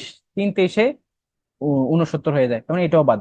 তার মানে আমাদের এই যে 70 এবং 60-এর মধ্যে প্রাইম নাম্বার আমরা পেলাম 61 এবং 67। তাহলে এই দুইটার সাম কত হয় সেটা চাইছে, তার মানে 61 প্লাস 67, সাথে আর একে যোগ করলে 8, হাতে আছে কিছু নাই, 6 6 12, মানে 128 হচ্ছে উত্তর, 2 নম্বর। ক্লিয়ার সবাই? এভাবেই করতে হবে।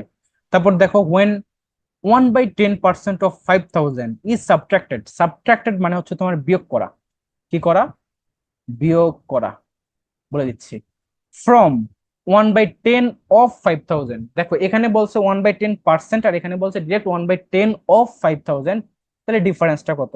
মানে হলো 5,000-এর 1/10% কে তুমি 5,000-এর 1/10 অংশ থেকে বিয়োগ করলে বিয়োগফলটা কত সেটা।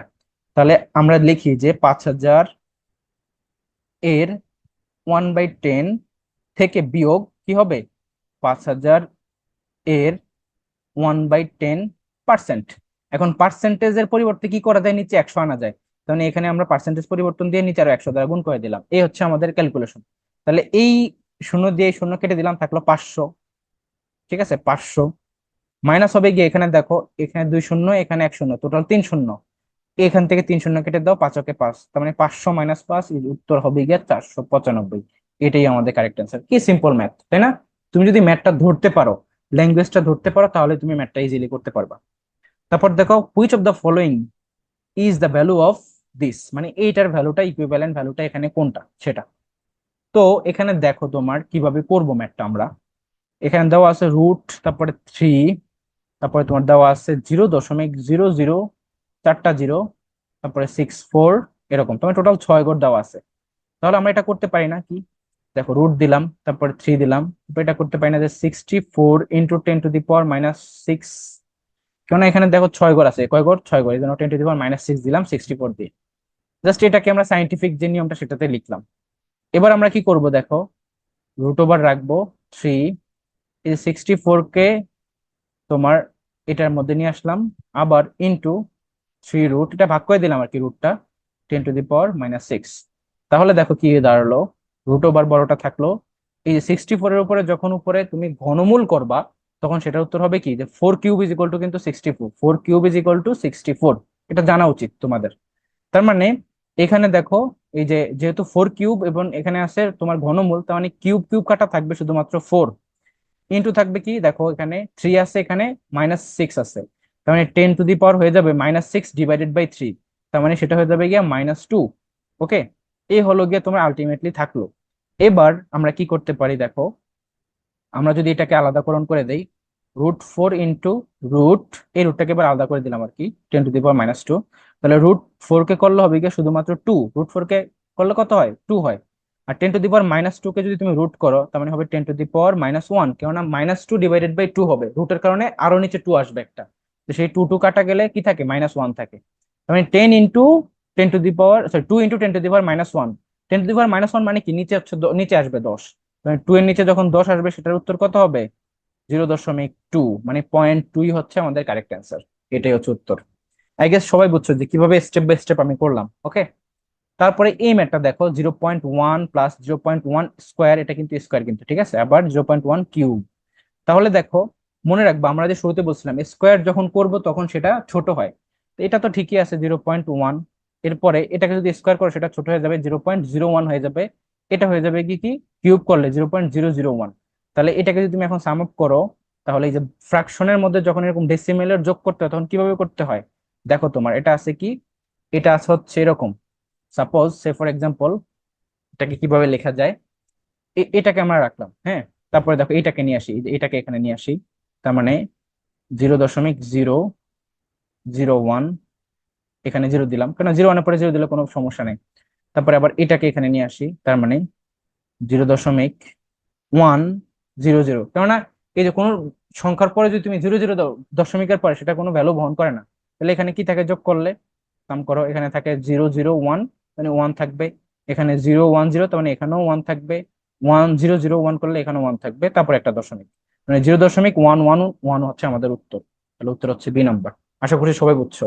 আমি কেন এখানে এই যে এক্সট্রা জিরো নিয়ে আসলাম, কেন এখানে 0.1-এর সাথে আরো দুইটা জিরো একসাথে নিয়ে আসলাম, কেননা 0.1 বা 0.01-এর পরে তুমি হাজারটা জিরো নিয়ে আসো, মানের কোনো পরিবর্তনই হবে না। আমি জাস্ট ক্যালকুলেশনটা এই যে একটার পর একটা যখন মিল করার জন্য আমরা এইভাবে সাজিয়ে নিলাম, এখানে 3 ঘর, এখানে 3 ঘর, এখানে 3 ঘর, ঘরগুলো সমান করে নিলাম। তারপর দেখো practice question 9। A bakery opened yesterday with its daily supply of 40 dozen rolls. মানে একটা বেকারি ওপেন করা হলো, যেটা কিনা 40 ডজন রোলস বিক্রি করে বা উৎপাদন করে। Half of the rolls are sold by noon, মানে নুনের মধ্যে বা দুপুরের মধ্যে তোমার অর্ধেক অর্ধেক কি হয়ে গেল, তোমার বিক্রি হয়ে গেল। তো যদি সোল্ড হয়ে যায় অর্ধেক, 40-এর অর্ধেক কত? 40-এর অর্ধেক যদি আমরা বের করি তাহলে উত্তর হবে 20। মানে 20টা অলরেডি বিক্রি হয়ে গেল, তার মানে বাকি থাকে কতটুকু? 40 - 20, মানে এখনো 20টা বাকি আছে। এখন প্রশ্ন হলো যে and 80% of the remaining rolls, মানে এই যে 20%, এটার 80% ওয়ার সোল্ড বিটুইন নুন, মানে পরবর্তী নুনের মধ্যে তোমার বাকি 80%ও কিন্তু সোল্ড হয়ে গেছে ক্লোজিং টাইমে। তাহলে how many dozens had not been sold when the bakery closed yesterday. তাহলে গতদিন কতটুকু বাকি রয়ে গেল? তাহলে 20%-এর যদি 80%ও সোল্ড হয়ে যায়, তাহলে 20-এর 80% কত? 20-এর 80% মানে হচ্ছে যদি বিক্রি হয়ে যায় তাহলে সোল্ড হয় না কতটুকু? সোল্ড হয় না তোমার 20%। তাহলে 20-এর 20% হচ্ছে আমাদের কারেক্ট উত্তর, তাই না? দেখো আমি আবারও বলতেছি, বলছে যে নুনের মধ্যে 40-এর অর্ধেক বিক্রি হয়ে গেছে, মানে 20টা বিক্রি হয়ে গেছে, তাহলে বাকি থাকে কয়টা? 20টা। এই 20টার মধ্যে 80%ও বিক্রি হয়ে গেছে, বাকি থাকে কতটুকু? 20%। তাহলে এই 20-এর 20% কত সেটাই বের করে নেই, তাই না? মানে 20 × 20 / 100 করলেই 20% বের হয়ে আসে, তার মানে এটা কাটা, তার মানে 4টা, মানে 4 ডজন রয়ে গেল। ঠিক আছে, দ্যাট ইজ দ্য ম্যাথ। তাহলে উত্তর কি? উত্তর হচ্ছে 4। এরপর দেখো 150 ইজ হোয়াট পার্সেন্ট অফ 30, মানে 30-র কত পার্সেন্ট 150? তো ধরে নিলাম যে 30 এর x% ইজ ইকুয়াল টু 150। তাহলে এখানে দেখো 30 এর মানে কি? গুণ চিহ্ন, মানে এর মানে মাল্টিপ্লাই করা। x% মানে কি? x/100। পার্সেন্টেজ বললেই কিন্তু নিচে 100 চলে আসবে, ইজ ইকুয়াল টু 150। তার মানে 30x ইজ ইকুয়াল টু এই 100 আর গুণনকের এখানে চলে যাবে 150 ইন্টু 100, মানে x ইকুয়াল টু তোমার 150 ইন্টু 100 ডিভাইডেড বাই 30। এই 30 দিয়ে যদি তুমি এখন শূন্য শূন্য কেটে দিলা, 3 দিয়ে যদি 50-কে কাটো, মানে 150-কে কাটো, তাহলে হবে গিয়ে কি 3 × 5 = 15, আবারও 50, এখানে থাকে 10, তার মানে 500 হবে উত্তর। আলটিমেটলি 50 গুণ 10, তার মানে কি 500। ঠিক আছে, তাহলে 500% হচ্ছে 150, 30-এর 500% হচ্ছে 150। ক্লিয়ার? এরপর দেখো যে question number 11, the ratio of 2 to 1/3 is equal to the ratio of what. তাহলে এখানে কি বলছে যে 2 এবং 1/3 এর রেশিও কত? তাহলে আমরা বের করি, 2 রেশিও 1/3 চাইছে। মানে রেশিও মানে কিন্তু একটা ফ্র্যাকশন, আমরা বলছিলাম রেশিও মানে কিন্তু একটা ফ্র্যাকশন বা ভগ্নাংশ, n/d, যেটা আমাদের এটা হচ্ছে নোমিনেটর, একটা হচ্ছে ডিনোমিনেটর। সো ফাইন, আমরা কি লিখতে পারি? 2/1/3। যেহেতু এটা নিচে আছে, এটাকে আমরা যদি পাশে নিয়ে আসি গুণ আকারে, তাহলে করতে পারি 2 × 3/1, মানে উল্টে যাবে, জাস্ট এটা গুণ আকারে দিয়ে দিলাম, উল্টে যাবে। তাহলে এই নিচে ওয়ানের তো কোনো দাম নাই, তার মানে 3 × 2 = 6 হয়ে গেল। ও নিচে যেহেতু ওয়ান আছে, সেই ওয়ানটাকে রেখেই দাও, কারণ আমাদের কিন্তু রেশিওই চাইছে। দেখো তাহলে 6/1 কে কিভাবে রেশিও আকারে লেখা যায়? 6:1, তাই না? তাহলে উত্তর হচ্ছে 6:1, এটাই। ওকে, খেয়াল রাখবে 1:6ও কিন্তু দেওয়া আছে, অ্যান্সার কি হবে? 6:1, প্রথমটা। এরপর দেখো running at the same constant rate 6 identical machines can produce A total of 270 bottles per minute. এটা হচ্ছে আমাদের যে রেটের ম্যাথ গুলা। ঠিক আছে, at this rate how many bottles could 10 such machine produce in 4 minutes. মানে এই রেটে তাহলে 10টা মেশিন 4 মিনিটে কতটুকু পরিমাণে বোতল তৈরি করতে পারবে? তাহলে আমাদের এই যে 6টা আইডেন্টিক্যাল মেশিন যে 270টা উৎপাদন করে, 6টা কতটুকুলা করে? 270টা। তাহলে একটা কতটুকু করে, যে তাদের কার্যক্ষমতা বের করে নেই। তাহলে 270-কে যদি 6 দ্বারা ডিভাইড করো, অ্যান্সার আসবে কত? অ্যান্সার আসবে 4 × 6 = 24, মানে 4 বার দিলাম, হাতে থাকে 2, হাতে থাকে 3, তাহলে 30, 5 × 6 = 30, মানে 45 হচ্ছে উত্তর। মানে 45 হচ্ছে তোমার তাদের স্পিড। ওকে, এখন তুমি কাজে লাগাইছো কয়টা? 10টা মেশিন। তার মানে একটা যদি তোমার 45টা বানাইতে পারে, তাহলে 10টা বানাইতে পারবে, 45 × 10, মানে 450টা। এরকম ভাবে কাজ করছে কত ঘন্টা? 4 মিনিট। মানে এটা তো প্রতি মিনিটটা আমরা বের করলাম, তাই না? এই যে এখানে দেখো কনস্ট্যান্ট রেট বলছে পার মিনিট, তাহলে 4 মিনিট দিয়ে এটাকে আবার গুণ করে দাও। তাহলে 4 শূন্য 0, 4 5 20, শূন্য হাতে আছে 2, 4 4 16 2 18, তার মানে 1800টা টোটাল তৈরি করতে পারবে। অ্যান্সার হচ্ছে বি নাম্বার। আই গেস সবাই ক্লিয়ার। এটা জাস্ট ক্যালকুলেশনের বিষয়, তুমি জাস্ট ম্যাথটা বুঝলেই হবে। যে 6টা আইডেন্টিক্যাল মেশিন যদি তোমার 270টা পার মিনিটে তৈরি করতে পারে, তাহলে একটা তৈরি করতে পারবে 45টা করে। তাহলে 10টা তৈরি করবে হচ্ছে 450টা করে। এভাবে যদি 4 মিনিট কাজ করে, 4 মিনিট গুণ করে দাও, তাহলে 1800টা। ওকে, এরপর দেখো practice question 13। If n is prime number, মানে মৌলিক সংখ্যা, কি সংখ্যা? মৌলিক সংখ্যা, দ্যাট ইজ গ্রেটার দেন 3, অর্থাৎ 3 থেকে মৌলিক সংখ্যা বড় কি কি আছে? 5 আছে, 7 আছে, এগুলো আর কি। What is the remainder when n square is divided by 12? তাহলে এন স্কোয়ার মানে কি? যে তোমার ধরো 5 স্কোয়ার 7 স্কোয়ার এরকম, মানে 5 square is equal two 25, 7 square is equal two তোমার 749। তাহলে এটাকে যদি তুমি এখন 12 দ্বারা ভাগ করো, তাহলে তোমার রিমাইন্ডার কত বা ভাগ শেষ কত এটা চাইছে। রিমাইন্ডার মানে হচ্ছে ভাগ শেষ। 12 দ্বারা যদি ডিভাইড করো এই যে এন স্কোয়ার কে বা 25 বা 49 কে, তাহলে তোমার রিমাইন্ডার বা ভাগশেষ কত? তাহলে 25 কে যদি তুমি 12 দ্বারা কাটাকাটি করো, তাহলে দেখবা যে 2 বার যায়, তাহলে 24, হাতে থাকে কত? 1। মানে এখানে রিমাইন্ডার তুমি যদি 12 দ্বারা কাটো, তাহলে পাবা হচ্ছে কত? 1।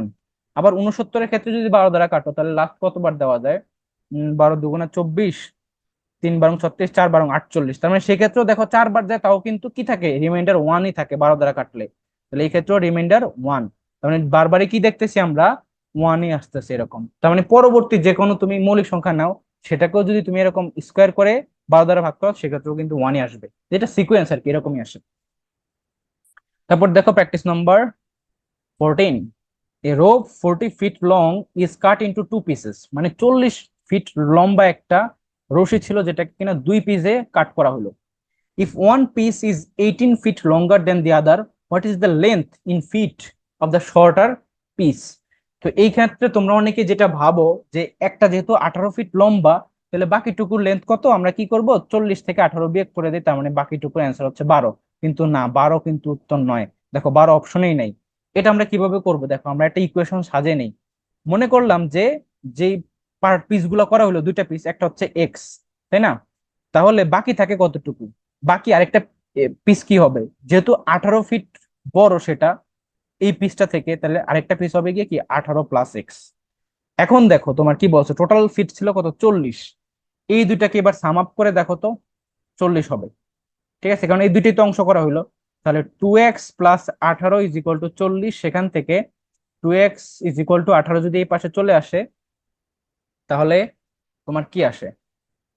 18 যদি মাইনাস হয়ে যায়, তাহলে থাকবে হচ্ছে অলমোস্ট 22। ঠিক আছে, তাহলে এক্স ইকুয়াল টু হবে গিয়া 11। তাহলে 11 হচ্ছে গিয়া তোমার আলটিমেটলি শর্টার পিসটা। আবারও বলতেছে 40 ফিট একটা রশি ছিল, যেটাকে তুমি 2টা পার্টে ডিভাইড করছো। একটা পিস অন্য পিস থেকে তোমার 18 ফিট লঙ্গার। তাহলে একটাকে যদি তুমি এক্স ধরে নাও, তাহলে আরেকটাকে ধরতে হবে যে এক্স প্লাস 18। তাহলে দুইটাকেই সাম আপ করলে তোমার 40 ফিট হওয়ার কথা। তার মানে x plus 18 plus x equal to 40। সেখান থেকে 2x plus 18 is equal to 40, then 2x equal to 22, x equal to 11, not 12। কিন্তু এইভাবে করলে কিন্তু হবে না। ওকে, তারপরটা দেখো যে প্র্যাকটিস কোশ্চেন 15। এই students average test score on 4 test is 78, মানে 4টা টেস্ট পরীক্ষায় তার এভারেজ স্কোর হচ্ছে 78 বা 78 করে। What must be the students score on a fifth test for the student average score to be 80? মানে হলো 4টা টেস্টে সে এভারেজ 78 করে মার্ক পাইলো, তাহলে 4টা টেস্টে টোটাল মার্ক কত? দেখো 4 32, হাতে আছে 3, 4 7 28, আর 3 হচ্ছে 31। তখন 312 হলো গিয়া তার টোটাল 4টা পরীক্ষার বা 4টা টেস্টের টোটাল মার্ক। বললো পঞ্চম টেস্টে তাকে কত পাইতে হবে যাতে করে তার টোটাল এভারেজ 80 হয়ে যাবে। তাহলে 5টা পরীক্ষাতে তার এভারেজ কত করে লাগবে? 80 করে লাগবে। তাহলে সেই ক্ষেত্রে লাগে কত? 400। দেখো 5 আর 40, তার মানে 400। তো এই যে দেখো 5 পরীক্ষার টোটাল মার্ক আসে তোমার 480 করে ধরলে এভারেজে। আবার 4টা পরীক্ষার টোটাল মার্ক আসে 78 করে ধরলে 312। তাহলে এই যে এটা থেকে যদি বিয়োগ করে দেয়, 400 থেকে 312 থাকে কত? 88। হ্যাঁ, 88, সরি 82 নাকি? সরি 82 না, তো 88 থাকে। এই 88 মার্কই কিন্তু তার এই যে ফিফথ পরীক্ষার রেজাল্ট। এইটাই যদি তুমি দেখো এই যেটার সাথে যোগ করে দাও, যে 88টার সাথে যোগ করে দাও, তাহলে অ্যান্সার কত হয়ে যাবে? 400 হয়ে যাবে। এই 400-কে তুমি 5 দ্বারা ভাগ করো, দেখবা যে 80 করে চলে আসছে। তার মানে 80% মার্ক চলে আসে। তোমরা কি করলাম, যে 4টা পরীক্ষার এভারেজ কে গুণ করে টোটাল মার্কটা বের করলাম, আবার 5টার যে এভারেজ চাইছে 80 করে, সেটাকে গুণ করে টোটালটা বের করলাম, দেন বিপ করে দেখলাম যে যেটা আসে সেটা হচ্ছে পঞ্চম পরীক্ষার টেস্টের রেজাল্ট হইতে হবে তার 88। How many minutes does it take John to type Y words if he types at the rate of X words per minute? তার মানে তার পার মিনিটে X ওয়ার্ড টাইপ করার দক্ষতা রয়েছে। তাহলে Y ওয়ার্ড টাইপ করার জন্য তার কত মিনিট লাগবে? ধরলাম যে আমাদের M মিনিট লাগবে। তাহলে Y ওয়ার্ড টাইপ করার জন্য যেহেতু তার স্পিড হচ্ছে X ওয়ার্ড, তাহলে M ইন্টু X এটা হবে কি তার স্পিড। এখন যেহেতু সে, যদি তুমি কত মিনিট লাগবে এটাকে ধরে নিচ্ছ যে এত মিনিট লাগবে, ধরে নিলাম আর কি, ধরে নিলাম, বা লেট এটাকে বলতে পারো যে লেট এম হচ্ছে তার মিনিট লাগবে। তার মানে ওয়াই সংখ্যক টাইপ করতে তার সময় লাগার কথা এম এক্স, যেহেতু স্পিড হচ্ছে এক্স। ফাইন। তাহলে এম বা মিনিট সমান কি হবে? এই যে ওয়াই ডিভাইডেড বাই এক্স। মানে আমাদের কি চাইছে, যে হাউ মেনি মিনিটস, মানে এমটাই কিন্তু বের করতে চাইছে। ওয়াই ইকুয়াল টু, যেহেতু এম এক্স পাইলাম আমরা তার যে দক্ষতা অনুযায়ী, তাহলে এম ইজ ইকুয়াল টু কি হবে? Y by x. তাহলে উত্তর হচ্ছে বি নাম্বার। আবারও বলতেছি, সে কত মিনিটে তোমার ওয়াই ওয়ার্ড টাইপ করতে পারবে, যে যদি তার স্পিড হয়ে থাকে যে এক্স ওয়ার্ড পার মিনিট, তাহলে 1 মিনিটে যদি সে এক্স ওয়ার্ড টাইপ করে, তাহলে সে তোমার এম মিনিটে টাইপ করবে কি এম এক্স। তাহলে ওয়াই সমান সমান তো এম এক্স, তাহলে মিনিট সমান ইজ ইকুয়াল টু কি হবে? Y by x. এইভাবে আর কি আমরা করলাম। ওকে, নেক্সট আসো যে if n is an integer which of the following must be an even. তাহলে ইভেন কোনটা হবে? তো দেখো, যদি এন একটা ইন্টিজার হয় পূর্ণ সংখ্যা, সেক্ষেত্রে ইভেন সংখ্যার ক্ষেত্রে আমরা কি জানি? 2n, তারপরে 2n+2, 2n+4 এগুলো হয় আর কি। তো এখানে দেখো n+1 তো হবে না, n+2 হবে না, এই যে 2n হইতে পারে, এগুলো হবে না। ওকে, তার মানে উত্তর হচ্ছে সি নাম্বার। এরপর দেখো যে if 4 is one solution of equation x² + 3x + k is 10, where k is constant, what is the other solution? মানে একটা সলিউশন দেওয়া আছে, মনে রাখবা এই যে দ্বিঘাত সমীকরণ না, এটা দেখো x এর পাওয়ার কত 2 আছে, তার মানে এখানে x এর দুইটা ভ্যালু বের হবে, a আর b। তো একটা অলরেডি দেওয়াই আছে 4, তাহলে b সমান কত, এটা হচ্ছে প্রশ্ন। তো এখান থেকে আগে আমরা কি করতে পারি, দেখো যেহেতু x এর একটা মান দেওয়াই আছে যে 4, তাহলে x এর জায়গায় সেটা বসিয়ে দিই। মানে 4² + 3 × 4 + k is equal to 10। তার মানে k এর মানটা কত আসে? এখানে আসে 16 + 12 + k is equal to 10। তার মানে 16 আর 12-কে যোগ করলে হবে গিয়ে কত? 28। তাহলে এটা এই পাশে চলে আসলে হবে গিয়ে কত? k is equal to 28 হচ্ছে গিয়ে মাইনাস চলে আসলে গিয়ে -18। তার মানে কে এর মান আসলো গিয়ে -18। তো এখন যেহেতু কে এর মান -18 পেয়ে গেলাম আমরা, এটা যদি আমরা ইকুয়েশনে বসে দিয়ে সলিউশনটা বের করতে চাই, যে x² + 3x - 18 is equal two 10, that means x² + 3x is equal two, এই পাশে যদি 10 চলে আসে সেটা মাইনাস হয়ে যাবে, -28 ইকুয়াল টু 0। তার মানে দেখো 28 যদি হয়, এখানে 3 লাগে আমার এখানে, তাহলে 28 কে কি দ্বারা ডিভাইড করা যায়?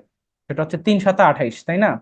3×7 = 28, সরি 4×7 = 28, 3×7 = 21, 4×7 = 28। মানে x² + 7x - 4x - 28 = 0। এভাবে ইকুয়েশন সাজাইলাম আমরা। দেন x যদি কমন নেই তাহলে x + 7, এখানে -4 যদি কমন নেই তাহলে x + 7। ওকে, তাহলে এখানে আমাদের অ্যান্সার কি কি আসলো? Equal to 0। অ্যান্সার আসলো হচ্ছে যে x + 7, আর একটা আসলো x - 4। তাহলে x এর একটা ভ্যালু হবে গিয়া -7, আর একটা ভ্যালু হবে গিয়া 4, মাইনাস, শুধু 4। তাহলে এই যে 4 তো অলরেডি বলে আছে যে 4 একটা সলিউশন, তাহলে আদার সলিউশন হচ্ছে কি -7। উত্তর হচ্ছে নাম্বার -7। ক্লিয়ার সবাই? কিভাবে করলাম আমরা? শুরুতে হচ্ছে এই যে 4 কে যেহেতু একটা সলিউশন, সেটা x এর জায়গায় বসাই দিয়ে আমরা k এর মান পেয়ে গেলাম। সেখান থেকে k এর মানটা বসাই দিয়ে আমরা ইকুয়েশনটাকে সলভ করে দেখলাম যে x এর আরেকটা ভ্যালু হচ্ছে -7। এটাকে বলে যে দ্বিঘাত সমীকরণ সলিউশন বের করা আর কি, আমরা জাস্ট মিডল টার্ম করে বের করে ফেললাম। তারপর দেখো এই ম্যাথটা, এটা জাস্ট হচ্ছে অ্যাপ্রক্সিমেশনের ম্যাথ। তো এখানে দেখো কি কি আছে, উপরে আছে তোমার 0.0036, ইন্টু আছে 2.8, ডিভাইডেড বাই আছে তোমার 0.04, ইন্টু 0.1, ইন্টু 0.003। তাহলে উপরে কয় গড়? 4 গড়, আর এখানে আছে 1 গড়, টোটাল 5 গড় দশমিক। দেখ এখানে তোমার টোটাল দশমিক আছে কয় গড়ে? 4 গড় আর 1 গড়, 5 গড়ে। আর নিচে আছে গিয়ে 2 গড় আর 3 গড়, 5 গড় আর 6 গড় আছে। তার মানে উপরে 1 গড় কম, এই জন্য একটা শূন্য বসে দাও। কেননা তোমার ঘর সমান করতে হবে, তাহলে এই ক্যালকুলেশন করার সুবিধা হবে। এবং দশমিকের পরে তুমি যদি শূন্য বসায় দাও একটা, তাহলে তো কোনো সমস্যা নাই, তাই না? মান একই থাকে। এবার তুমি দশমিকটাকে ভুলে যাও, ভুলে গেলে উপরের সংখ্যাটা হবে গিয়ে 36, আর ইন্টু হবে গিয়ে তোমার কত? 200। 80। আর নিচে হবে কি তোমার 4 1 আর একটা 3। তাহলে 4 1 3 কে যদি করো তাহলে 36 ইন্টু 280, নিচে হবে গিয়ে তোমার 12। 12 দিয়ে যদি তুমি 36 কে কাটো তাহলে 3 12 36, 3 3 দিয়ে 280 কে গুণ করলে কত হয়? 30, 3 শূন্য শূন্য, হাতে আছে কিছু নাই, 3 আর 24 আর 4, হাতে আছে 2, 3 দুগুণা 6, 2 840 আসবে কি উত্তর। তার মানে উত্তর হচ্ছে কি 840.0, এটা উত্তর। কিভাবে করলাম? আমি দশমিকের গড় সমান করলাম, এখানে দেখলাম 4 ঘর, এখানে দেখলাম 2 ঘর, মানে এখানে দেখলাম টোটাল কত ঘর? 4 ঘর আর 1 ঘর 5 ঘর, আর নিচে দেখলাম 6 ঘর। এই জন্য এই শূন্যটা এক্সট্রা দিয়ে আমি গড় সমান করে নিলাম। দেন দশমিকটাকে ভুলে গেলাম, দশমিকটা ভুলে গেলে সংখ্যাটা এখানে থাকে 36, এখানে থাকে 280, এখানে থাকে শুধু 4, এখানে থাকে 1, এখানে থাকে 3। দেন কাটাকাটি করে দেখলাম যে অ্যান্সার হচ্ছে 840। Okay, this is the answer. এরপর দেখো তোমার, if n is an integer greater than 6, মানে 6 এর থেকে বড় ইন্টিজার। আচ্ছা, which of the following must be divisible by 3? তাহলে নিচের কোনটা অবশ্যই 3 দ্বারা ডিভিজিবল হবে?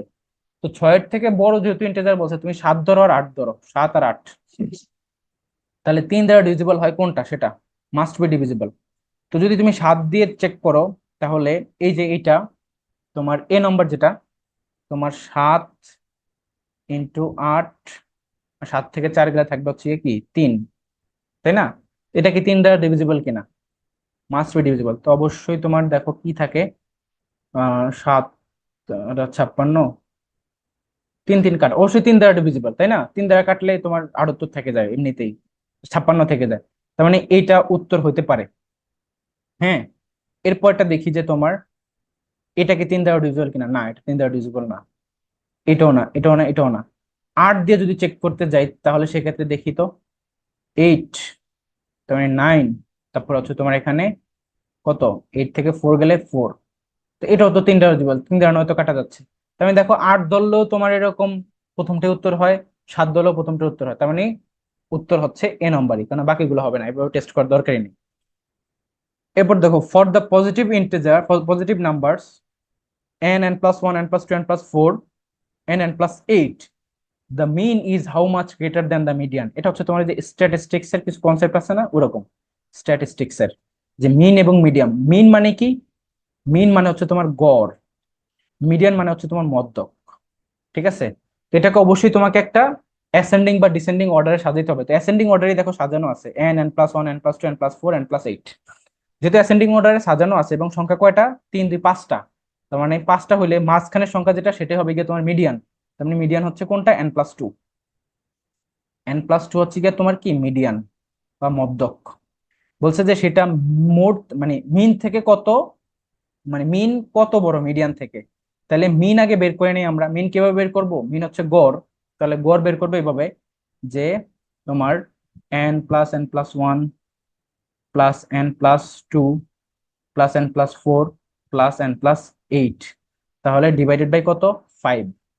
এটা যদি করতে চাই তাহলে n কয়টা? n হচ্ছে তোমার 1 2 3 4 5টা, 5n প্লাস 1 আর 2 যোগ করলে 3, 3 আর 4 যোগ করলে হচ্ছে 7, 7 আর 8 যোগ করলে 15, ডিভাইডেড বাই 5। তার মানে এখানে থাকতেছে হচ্ছে 5 5 কাটা, এখানে থাকতেছে 5 যদি কমন নেই তার মানে হচ্ছে 3। তার মানে এই আর কি যে n+3। তো n+3 হচ্ছে তোমার কিসের মান? n+3 হচ্ছে তোমার মিনের মান, এবং n+2 হচ্ছে তোমার মিডিয়ানের মান। মানে মিন মাইনাস মোট চাইছে যে কতটুকু বড়, তাই না? তো এটা হচ্ছে n+3। এটা যদি মাইনাস করি দেখো, এই n n কাটা চলে যায়, তার মানে 3 থেকে -2 চলে যাবে। তার মানে থাকবে হচ্ছে 3 - 2 ইজ 1, মানে এক বেশি, জাস্ট 1 হচ্ছে কারেক্ট অ্যান্সার। আমি আবার এক্সপ্লেন করতেছি এখানে কি বললো। তোমাকে এখানে 5টা সংখ্যা দিয়ে দেওয়া হলো যে n n+1 n+2 n+4 n+8, এদের মধ্যে মিন এবং মিডিয়ানের পার্থক্য কত। তোমরা মিনটা কিভাবে বের করবো? সবগুলোর যোগফল ডিভাইডেড বাই সবগুলোর সংখ্যা। দেখো 5টা সংখ্যা যেহেতু, আর উপরে এটা যোগ করলে পাই যে 5, 5n প্লাস 15, মানে 5 কে কমন নিলে থাকবে n+3। তো 5 5 কাটা, তার মানে শুধু n+3 থাকলো। আর মিডিয়ান হবে কি মাঝখানের সংখ্যাটা, দ্যাট ইজ n+2। n+3 থেকে n+2 যদি বিয়োগ করি তার মানে থাকে হচ্ছে 3 - 2 which is 1, তার মানে এক বেশি জাস্ট। ওকে, ডিফারেন্সটা হচ্ছে 1। তারপর 2 × 1 নাম্বার দেখো, প্র্যাকটিস নাম্বার। এখানে বললো what is the smallest integer n for which 25n is greater দেন 5^12। তাহলে দেখো 25n গ্রেটার দেন 5^12 চাইছে। তো এখানে আমরা কিভাবে করতে পারি? দেখো এখানে 5 আছে, এখানে 25 আছে। এই 25 কে কি 5 স্কোয়ার লেখা যায় না? তার উপরে যদি n থাকে তাহলে এটা কি গুণ আকারে হয়ে যাবে 2n আকারে, কারণ পাওয়ারের উপরে পাওয়ার থাকলে সেটা গুণ হয়, গ্রেটার দেন 5 টু দি পাওয়ার 12। তাহলে যেহেতু এখানে বেস সমান 5 5, মানে আমরা বলতে পারি যে 2n ইজ গ্রেটার দেন 12, মানে এটার সাথে এখন এটা রিলেশন হয়ে গেল আর কি। তাহলে n ইজ গ্রেটার দেন 6, যেহেতু n গ্রেটার দেন 6 তার মানে n কি হইতে পারে 7 হইতে পারে। তার মানে এখানে স্মলেস্ট ইন্টিজার বলছে, তার মানে 6 এর থেকে সবচেয়ে বড় কোনটা আছে, সবচেয়ে ছোট বড় কোনটা আছে সেটা হচ্ছে বিষয়। তো 6 তো হবে না, 8 আবার বেশি বড়, 9ও বেশি বড়, 10ও বেশি বড়, সবচেয়ে ছোট বড় হচ্ছে তোমার 7, মানে যে স্মলেস্ট ইন্টিজার যেটা কিনা তোমার n এর থেকে বড়, মানে 6 এর থেকে বড়, তো 6 এর থেকে সবচেয়ে বড় এবং এই সবগুলোর থেকে ছোট হচ্ছে 7। তাহলে এটাই উত্তর। ক্লিয়ার সবাই? অনেক সময় তোমাকে ইকুয়াল দিয়ে থাকতো, যদি এখানে সাইনটা ইকুয়াল থাকতো তাহলে কিন্তু অ্যান্সার 6ই হইতো। তো একটু খেয়াল রাখতে হবে যে কি দেওয়া আছে। এরপর দেখো, if the quotient A by B is positive which of the following must be true, A is greater than true 0, এটা কি সম্ভব কিনা। তো এ যদি তোমার 0 থেকে মানে ইয়ে নাও হয়, মানে বড় নাও হয়, সাপোজ ধরো এ যদি তোমার -1 হয় আর বিও যদি তোমার -1 হয়, যদি সেম হয় দুইটাই, তাহলে কি মিলে কিনা। তাহলে দেখো কাটাকাটি গিয়ে তোমার 1 থাকে, তাহলে তো পজিটিভই থাকে, তার মানে এটা মিললো না।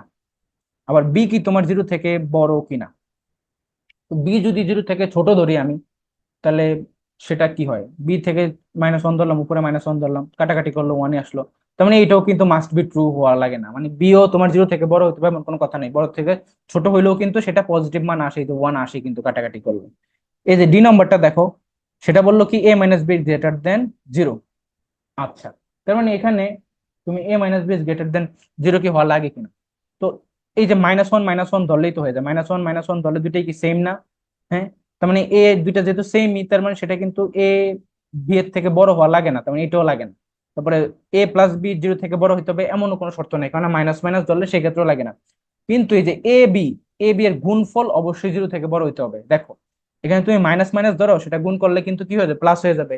বা একটাকে তুমি যদি পজিটিভ ধরো, একটাকে নেগেটিভ ধরো, সেক্ষেত্রেও কিন্তু হবে না। কিন্তু তোমাকে কি ধরতে হবে, অলওয়েজ সংখ্যাটাকে এমন ভাবে ধরতে হবে যেন তোমার প্রোডাক্টও কিন্তু কি আসে, পজিটিভ আসে। অর্থাৎ দেখো তুমি যদি চিন্তা করে যে কখন এখানে পজিটিভ ভ্যালু আসবে এ বাই বি, ধরো একটাকে তুমি পজিটিভ ধরলা, একটাকে নেগেটিভ ধরলা, উপরটা যদি নেগেটিভ ধরো, তার মানে অ্যান্সারটা কি নেগেটিভ চলে আসবে না, মানে সেটা তো পজিটিভ থাকলোই না, তার মানে হইলো না। মানে অবশ্যই আমাকে সি নাম্বার মেনটেন করতে হবে, যাতে করে কি হয় যে এ বি এর গুণফল অবশ্যই যেন তোমার পজিটিভ থাকে, তাহলেই কিন্তু উপরের সংখ্যাটা এ বাই বিটাও পজিটিভ থাকবে। আমি আরেকটু এক্সপ্লেন করি দেখো, এখানে প্রথমটা কেন হলো না, প্রথমটাতে দেখলাম যে আমরা দুইটাই যদি তোমার মানে 0 থেকে বড় মানে পজিটিভ না ধরে নেগেটিভ ধরি, যেমন -1 ধরি, তাও কিন্তু অ্যান্সার পজিটিভ আসতেছে। তার মানে এ যেহেতু সেম বিও সেম, এই জন্য দুইটাই বাদ। ডি এর ক্ষেত্রে দেখলাম কি দুইটি যদি তোমার সেম ধরো -1 সেই ক্ষেত্রেও কি আসে, এই যে তোমার এ কে বড় হওয়া লাগে না। আবার দেখো এটার ক্ষেত্রেও সেম, এটার অনুবাদ। কিন্তু তুমি যদি ধরো তুমি এই যে এ বি এখন সেম ধরো বা যাই ধরো না কেন, তাদের গুণফল কিন্তু অবশ্যই পজিটিভ থাকে, কেননা মাইনাস মাইনাসে গুণ করলে কিন্তু পজিটিভ থাকে, এই জন্য সি হচ্ছে কারেক্ট অ্যান্সার। যে which of the following must be true, কোনটা অবশ্যই ট্রু হতে হবে, সি নম্বর অবশ্যই ট্রু হতে হবে। তারপরে এই ম্যাটটা দেখো, question practice number 23, that is √16 into 20 plus 8 into 32। আচ্ছা, তো এখানে একটা জিনিস খেয়াল করে দেখো যে তুমি কিভাবে করবা। তো কমন নেওয়া যায় কিনা দেখো তো। যে 16 ইন্টু 20 প্লাস এই 32কে কি লেখা যায়, 16 ইন্টু 2 লেখা যায় না, 16×2 = 32, তার মানে 16 ইন্টু 16 লেখা যায়। কেননা 8-এর সাথে গুণ করে দিলেই তো সেই 2 16 হয়ে যায়। তার মানে এখানে আমি যদি 16 কমন নেই এবার, তাহলে থাকবে 20 + 16 রুট। তার মানে এবার যদি আমি করি, তাহলে √16 ইন্টু এটা হবে গিয়ে 36। তাহলে এবার দেখো কি হয়, √16 ইন্টু √36, তার মানে এটা হবে গিয়ে 4, এটা হবে গিয়ে 6, তার মানে 4 × 6 গুণ করলে 24, 424 হবে গিয়ে কারেক্ট অ্যান্সার। আমি জাস্ট কি করলাম, কমন নিয়ে নিলাম, এই আর কি। সেম বানায় 16 16 বানায় কমন নিলাম, 32কে 16×2 = 32, সেই 2-কে 8-এর সাথে গুণ করলে 16 হবে, এইভাবে আর কি। ওকে, খুবই সিম্পল। তারপর দেখো question number 24, if x is divisible by both 3 and 4, then the number x must be multiple of which of the following।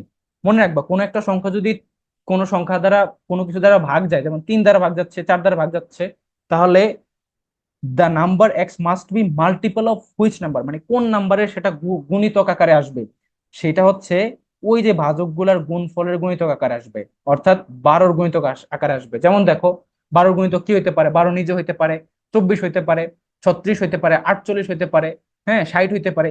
এই সংখ্যাগুলাই যে 12, 24, 38, 36, তারপরে মানে 48, 60, এই সংখ্যাগুলো অবশ্যই 3 এবং 4 দ্বারা ডিভিজিবল হবে। এটার কি বোঝানো হয়েছে? তার মানে অবশ্যই সেটা 12 গুণিতক হইতে হবে। 3 আর 4 কে গুণ করে দিলেই কিন্তু 12 চলে আসে, এই আর কি। এরপর দেখো practice question 25, what is the sum of product 5 and 6 and product 3 and 4? তার মানে সাম চাইছে, যোগফল কিসের? এগুলার প্রোডাক্টের। তার মানে 5 আর 6 এর প্রোডাক্ট কত? 5 6 30। আবার এখানে 4 আর 3 এর প্রোডাক্ট কত? 12। এদের সাম চাইছে, সাম করলে কি হবে? 42 হবে উত্তর, বি নাম্বার শেষ। তারপর দেখো when both 8 and 13 are divided by a certain number, the remainder is 3, what is the number? মানে 8 এবং 13 কে কোন সংখ্যা দ্বারা ভাগ করলে বারবার ভাগশেষ 3 থাকতেছে? তো দেখো 4 দ্বারা যদি 8 কে ভাগ করো তাহলে তো নিঃশেষে বিয়োজ্য হয়ে যাবে, তার মানে এটা হবেই না। 5 দ্বারা ভাগ করলে দেখো কত থাকে? ভাগশেষ 3 থাকে 5 দ্বারা করলে, এটা। আবার 5 দুগুণা 10, এক্ষেত্রেও 3 থাকে। হ্যাঁ, তার মানে 5ই হচ্ছে কারেক্ট অ্যান্সার। ওকে, এবার দেখো if minus m divided by n is equal to 5, then m plus n is equal to what? তাহলে এখানে দেখো minus m divided by n is equal to যদি 5 থাকে, তাহলে minus m is equal to 5n। এটা কি আমরা বের করতে পারি না? তার মানে এম ইজ ইকুয়াল টু তোমার -5n, মানে এই মাইনাসটাকে এই পাশে নিয়ে আসলাম। যেহেতু এম এর মান পেয়ে গেছি -5n, তাহলে এখানে বসাই দেই যে এম এর মান কি বসাবো? -5n প্লাস n, তার মানে এটা কি হবে? -4n। এটা হচ্ছে উত্তর। ওকে, এরপর দেখো how many prime numbers are there between 30 and 50? 30 এবং 50 এর মধ্যে প্রাইম নাম্বার কতগুলো? তো আমরা জানি 4 4 2 2 3, মানে 4 4 2 2 3 2 2 3 2 1, তাই না? ডিডি বিবিসি বিবিসি বিএ, ওই যে আমাদের টেকনিকটা ছিল সেটা। আমাদের 30 থেকে 50 চাইছে, তো এটা হচ্ছে 1 থেকে 10, এটা হচ্ছে 10 থেকে 20, এটা হচ্ছে 20 থেকে 30, চাইছে 30 থেকে 50, তার মানে 30 থেকে 40 এটা, 40 থেকে 50 এটা, তার মানে এই দুইটা বক্স কাউন্টের হবে। তার মানে 2 + 3 হুইচ ইজ 5টি, টোটাল 5টা। ওকে, এটা হচ্ছে উত্তর। এরপর দেখো অ্যাপ্রক্সিমেশন থেকেও কিন্তু এফবিএস এর কোশ্চেন আসে। অ্যাপ্রক্সিমেশন মানে কি? তোমার দেখে মনে হবে যে এটা কি ধরনের ক্যালকুলেশন দিচ্ছে, তুমি পারবা না ক্যালকুলেটর ছাড়া। বাট দেখো এখানে কিন্তু অ্যাপ্রক্সিমেটলি ধরলে কিন্তু ইজিলি ক্যালকুলেটটা করা যায়। √9.19 আছে, তার মানে এটাকে তুমি 10 ধরে নাও। আবার 502 আছে, এটাকে তুমি 500 ধরে নাও, সিম্পল। 18.19 আছে, এটাকে 20 ধরে নাও। 20 কে 10 দ্বারা কাটলে শুধু কত থাকবে? 2। 2 কে তুমি 50 দ্বারা কাটলে হবে গিয়া 250। তো 250 কে যদি তুমি রুট করো, সেটা কিসের কাছাকাছি? সেটা কি 5-এর কাছাকাছি হবে? না। 10-এর কাছাকাছি হবে? না। 10-এর স্কোয়ার করলে তোমার 100 হয়, 5 কে করলে 25 হয়। 20 কে যদি করো তাহলে সেটা আবার 400 চলে যায়। তার মানে এটা হচ্ছে অ্যাপ্রক্সিমেটলি 15 কাছাকাছি, মানে 15 কে স্কোয়ার করলে তোমার কত হবে? 225। তার মানে 225 এই 250-এরই কাছাকাছি। দ্যাটস ওয়াই এটাই হবে উত্তর। আই গেস ক্লিয়ার সবাই? এবার দেখো এখানে কি বলছে, if 2 is less than x is less than 4 and 3 is less than y less than 7, where x and y are integers মানে পূর্ণ সংখ্যা, then the largest value of x plus y is what? এই যে দুইটা শর্ত, এখান থেকে তোমার x এর ভ্যালু বের করতে হবে, y এর ভ্যালু বের করতে হবে, এবং সেটার দুইটার যোগফল বের করতে হবে, এবং সবচেয়ে বড় মানটা কত সেটা। তার মানে তিন, মানে 2 এর থেকে বড় 4 এর থেকে ছোট x এর ভ্যালু কত হবে? 3 হবে। বলবো যে 3.9 3.99 কেন নিবো না? কারণ সেগুলো কিন্তু ইন্টিজার না, দশমিক নেওয়া যাবে না, তোমাকে পূর্ণ সংখ্যা নিতে হবে। আবার যদি 7 এর মধ্যে নাও তাহলে হবে কি 7 এর নিচে কোন বড় সংখ্যা পাবা? 6। এই দুইটাকে যোগ করলে কত হবে? 9। তার মানে এটাই হচ্ছে উত্তর। Largest value of x plus y is 9। এরপর দেখো which of the following is equal to this? এখানে কি আছে? 7 এর পাওয়ার আছে 8 ইন্টু 7 এর পাওয়ার আছে 9, এগুলোর উপরে হোল পাওয়ার আছে 10। এখন দেখো যেহেতু তোমার গুণ আকারে আছে, তার মানে 7 টু দি পাওয়ার 8 প্লাস 9 করা যায় না? এরপরে পাওয়ার হচ্ছে 10। যেহেতু গুণ আকার আছে এই জন্য যোগ করে দিলাম আর কি পাওয়ারটা। তার মানে 7 এর উপরে পাওয়ার হবে কি এখন 17। এর উপরে দেখো 10 আছে, তো পাওয়ারে পাওয়ার আবার গুণ হয়, মানে 7 টু দি পাওয়ার হবে 17-এর সাথে 10 গুণ করলে 170। এটা হবে উত্তর, 7 to the power 170, C number হচ্ছে কারেক্ট অ্যান্সার। প্রথমে গুণ আছে তাই আমরা পাওয়ারকে যোগ করলাম, পরে পাওয়ারের উপরে পাওয়ার আছে তাই আমরা গুণ করে দিলাম। If the product of 4 consecutive integers, মানে 4টা কনসিকিউটিভ ইন্টিজারের গুণফল মানে product, is equal to one of the integers, what is the largest possible value of one of the integers? ঠিক আছে, বলছে 4টা কনসিকিউটিভ ইন্টিজারের প্রোডাক্ট হচ্ছে তোমার একটা ইন্টিজার্স, তাহলে সবচেয়ে বড় ইন্টিজার্সটা কি? তো এই ক্ষেত্রে আমার দেখো, তুমি যদি -3 ধরো, -3 ধরলে প্রথম সংখ্যাটা, তারপরে সংখ্যাটা হবে -2, মানে কনসিকিউটিভ ক্রমিক। তারপরে -1, তারপরে 0। 0 কেও কিন্তু কাউন্ট করতে হবে, কনসিকিউটিভের মধ্যে 0 কিন্তু কাউন্টেড। তাহলে দেখো তো এদের প্রোডাক্ট কত হয়? প্রোডাক্ট কত আসে?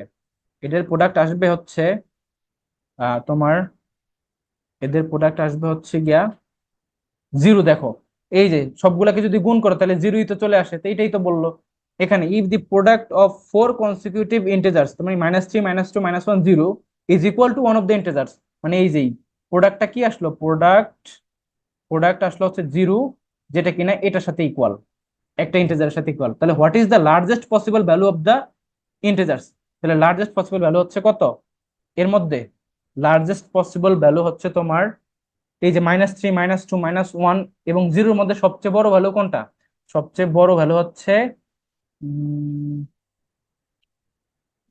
তোমার সবচেয়ে বড় ভ্যালু হচ্ছে তোমার এইটাই আর কি, -3 ধরতে হবে, কারণ এটা আমরা অন্যদিকে চিন্তা করতেছি আর কি, মানে জিরো থেকে যদি আমি ক্রমিক হারে ওই দিকে যাচ্ছি সেই হিসাবে, মানে নেগেটিভের দিকে যদি আমি ক্রমিক হারে যাই সেই দিক থেকে, তার মানে আমি যেহেতু -3 শুরুতে ধরে নিয়েছি, তাহলে সেটাই তো উত্তর হবে স্বাভাবিকভাবে। ওকে, এরপর দেখো, if zero is less than x less than one, what is the largest, তার মানে এখানে এক্স এর মান কত, যদি তোমার জিরো থেকে একের ভিতরে হয়ে থাকে এই রেঞ্জের মধ্যে, তার মানে সেটা কি একটা ডেসিমাল নাম্বার না, ডেসিমাল, আর ডেসিমালের ক্ষেত্রে ধরো 0.5, এটা একটা নাম্বার ধরে নিলাম আমরা, তাহলে এটা হচ্ছে এক্স এর ভ্যালু। এরপর হচ্ছে এক্স স্কোয়ার, এক্স স্কোয়ার যদি করো তাহলে কিন্তু সেটা আরো কমে যাবে, আমরা শুরুতে বলছিলাম যদি ডেসিমাল নাম্বার হয় জিরো থেকে ওয়ানের মধ্যে, সেটাকে স্কোয়ার করলে আরো কম হবে, তার মানে এটা হবে না। আবার কিউব করলে তো সেটা আরো কম হবে, তার মানে রুট করলে সেটা বেড়ে যাবে, মানে রুট করলে সেটা অ্যান্সার বেড়ে যাবে, তার মানে কারেক্ট অ্যান্সার হচ্ছে root, square root. Okay, if 8 is the third number in a series of 5 consecutive numbers, what is the first number of the series, তার মানে 8 কে তোমার কত নম্বর বলতেছো, 3 নম্বর বলতেছো পাঁচটা ক্রমিক সংখ্যার ভিতরে, তার মানে 3 নম্বর যদি 8 হয়, এর পরে তোমার দুইটা আছে, এর আগে তোমার দুইটা আছে, তার মানে পরের দুইটা কি কি, 9 10, আগের দুইটা কি কি 7 6, তার মানে তোমার বলছে কি ফার্স্ট নাম্বারটা কি, ফার্স্ট নাম্বারটা হবে গিয়া তোমার 6, এটাই হচ্ছে উত্তর। কারণ ক্রমিক সংখ্যা যেহেতু 6 7 8 9 10 এভাবেই তো ধরতে হবে, কারণ মিডল নাম্বার বলেই দিছে যে তোমার কত, এই যে মিডল নাম্বার হচ্ছে বা থার্ড নাম্বারই হচ্ছে তোমার 8, পাঁচটা কনসিকিউটিভ ইন্টিজারের মধ্যে, এভাবে আমরা করে নিলাম। এটাকে তুমি চাইলে ওই যে দিয়েও করতে পারো, ওই যে তোমার n+1 n+2 n+3 n+4, এভাবে পাঁচটা ধরেও কিন্তু করতে পারো, that is up to you, তুমি যেভাবে ইচ্ছা সেভাবে করলে হয়ে যাবে। এবার দেখো, how many odd integers are there between this and this, মানে এই দুইটার মধ্যে অড ইন্টিজার কতগুলো আছে, তো দেখো 4 দ্বারা যদি 11 কে করি, কাটি, তাহলে কত আসে, এটা আসবে 2 পয়েন্ট সামথিং, 2 পয়েন্ট সামথিং, তাই না, কারণ 3 ধরলে এবার 12 হয়ে যাবে, তার মানে 2 পয়েন্ট সামথিং, তার মানে 2 প্লাস থাকতে হবে, আবার 51/4 যদি হয়, তাহলে দেখো 4 12 60, 4 11 44, 4 11, তার মানে 11 ধরতে হবে আর কি, 11 পয়েন্ট সামথিং, ঠিক আছে, তার মানে 11 নিচে থাকতে হবে সেটা, না 12 ধরলে আবার 4 12, না 4 12 কত, 48, সরি 12 ধরতে হবে, ঠিক আছে, 4 12 48 সেটা, মানে 12 নিচে থাকতে হবে এবং 2 এর বেশি থাকতে হবে, তার মানে সেই ইন্টিজার কতগুলা, তাহলে 3 আছে, 4 আছে, 5 আছে, 6 আছে, 7 আছে, 8 আছে, 9 আছে, 10 আছে, 11 আছে, তাহলে 3 3 6 7 3 9, মানে 6 3 3 3 6 আর 3 হচ্ছে 9, টোটাল কতগুলা, total how many odd integers, ও বলছে অড কতগুলা, তাহলে অড হবে কি 3 5 7 9 11, তাহলে 1 2 3 4 5টা, টোটাল হচ্ছে 5টা, ঠিক আছে, এই 5টা অড ইন্টিজার্স হচ্ছে এই ভ্যালুর ভিতরে, ঠিক আছে। এরপর দেখো 36 নম্বর, which of the following number is prime, তো এই ক্ষেত্রে আমাদের ওই যে ওই নিয়মটা কাজে লাগবে, আমি তোমাদেরকে কেন শুরুতে কনসেপচুয়াল ক্লাসটা নিলাম, কারণ হচ্ছে প্রত্যেকটা জিনিসই কিন্তু বিউপিতে তোমাদের এইভাবে বা এই টাইপের মেথড বা ওই টাইপের মেথড কোনো না কোনো ভাবে তোমার অ্যাপ্লিকেবল। তো আমরা যে 3-এর নিয়মটা যেটা শিখছিলাম, যে which number is divisible by 3, যেমন 135 ছিল, যে 1 + 3 + 5 যেহেতু 9, 3 দ্বারা ডিভিজিবল, তার মানে এই 35ও 3 দ্বারা ডিভিজিবল, 135ও 3 দ্বারা ডিভিজিবল, মানে পুরো ডিজিট গুলোর যোগফল যেহেতু 3 দ্বারা বিভাজ্য হচ্ছে, তাহলে ওই পুরো সংখ্যাটাও 3 দ্বারা ডিভিজিবল। তো এখানে দেখো তো 163, এটা কি 3 দ্বারা ডিভিজিবল কিনা, 6 আর 1 7, 7 আর 3 10, তার মানে 3 দ্বারা ডিভিজিবল না, এটা বাদ দিলাম। পরেরটা দেখি, পরেরটা যদি দেখি 161, 6 আর 1 7 আর 1 8, এটাও 3 দ্বারা ডিভিজিবল না, এটাও রেখে দিলাম। এরপর দেখো 153, যেটা 5 আর 1 6, 6 আর 3 9, এটা তো 3 দ্বারা ডিভিজিবল, মানে এটা বাদ, মানে প্রাইম নাম্বার তো কোনো কিছু দ্বারা ডিভিজিবল হওয়া যাবে না এক আর ওই সংখ্যা ছাড়া। 147 দেখি, 4 আর 1 5, 5 আর 7 হচ্ছে 12, 12 তো 3 দ্বারা ডিভিজিবল, 3 4 12, মানে এটাও বাদ, তাহলে অপশন থাকে এ আর বি, এর মধ্যে কোনটা উত্তর। তো দেখো 161 যেটা, সেটা কি 7 দ্বারা যাচ্ছে কিনা, 7 দ্বারা যদি কাটি, 7 × 2 = 14, হাতে থাকে 2, 21, এক বসাইলে 21, 3 7 21, তার মানে এটা কিন্তু আবার 7 দ্বারা যাচ্ছে। তার মানে কারেক্ট অ্যান্সার আমরা পেয়ে গেলাম 163, এটাই হচ্ছে প্রাইম নাম্বার। এই তো শেষ। তো দেখো এভাবেই কিন্তু আমরা করে ফেলবো, ওকে। তারপর দেখো which of the following fraction is the largest, এর মধ্যে লার্জেস্ট কোনটা। তো ওই যে আমাদের ক্রস মাল্টিপ্লিকেশন মেথড যেটা, সেটা ইউজ করতে হবে। শুরুতে আমরা এ আর বির মধ্যে কম্পারিজন করি, 5/6 আর এদিকে আছে তোমার 11/14। এবার যদি ক্রস মাল্টিপ্লাই করি, 5 14 70, 6 11 66, তার মানে বড় কে 70, তার মানে 5/6 বড়, 11/14 ছোট, তার মানে এই অপশন বাদ। এবার 5/6 এর সাথে 12/15 তুলনা করো, 5/6 আর এদিকে 12/15, এটা আর গুণন করলে 5 15, 5 5 25, 5 হাতে আছে 2, 75, 6 12 72। মানে এখানে দেখতেছি আমরা 75 বড়, তার মানে 5/6 স্টিল বড়, এটা ছোট, মানে সি নম্বর অপশনে বাতিল। এবার 5/6 এর সাথে এটার তুলনা করো ডি এর সাথে, 5/6 এদিকে আছে 17/21, 5 21 হচ্ছে তোমার 105, আর 6 17 কত, 6 7 42, 2 হাতে আছে 4, 6 1 6, 4 10, তার মানে 102। মানে স্টিল দেখতেছি আমরা 105 বড়, তার মানে 5/6 বড়, এটাই ছোট।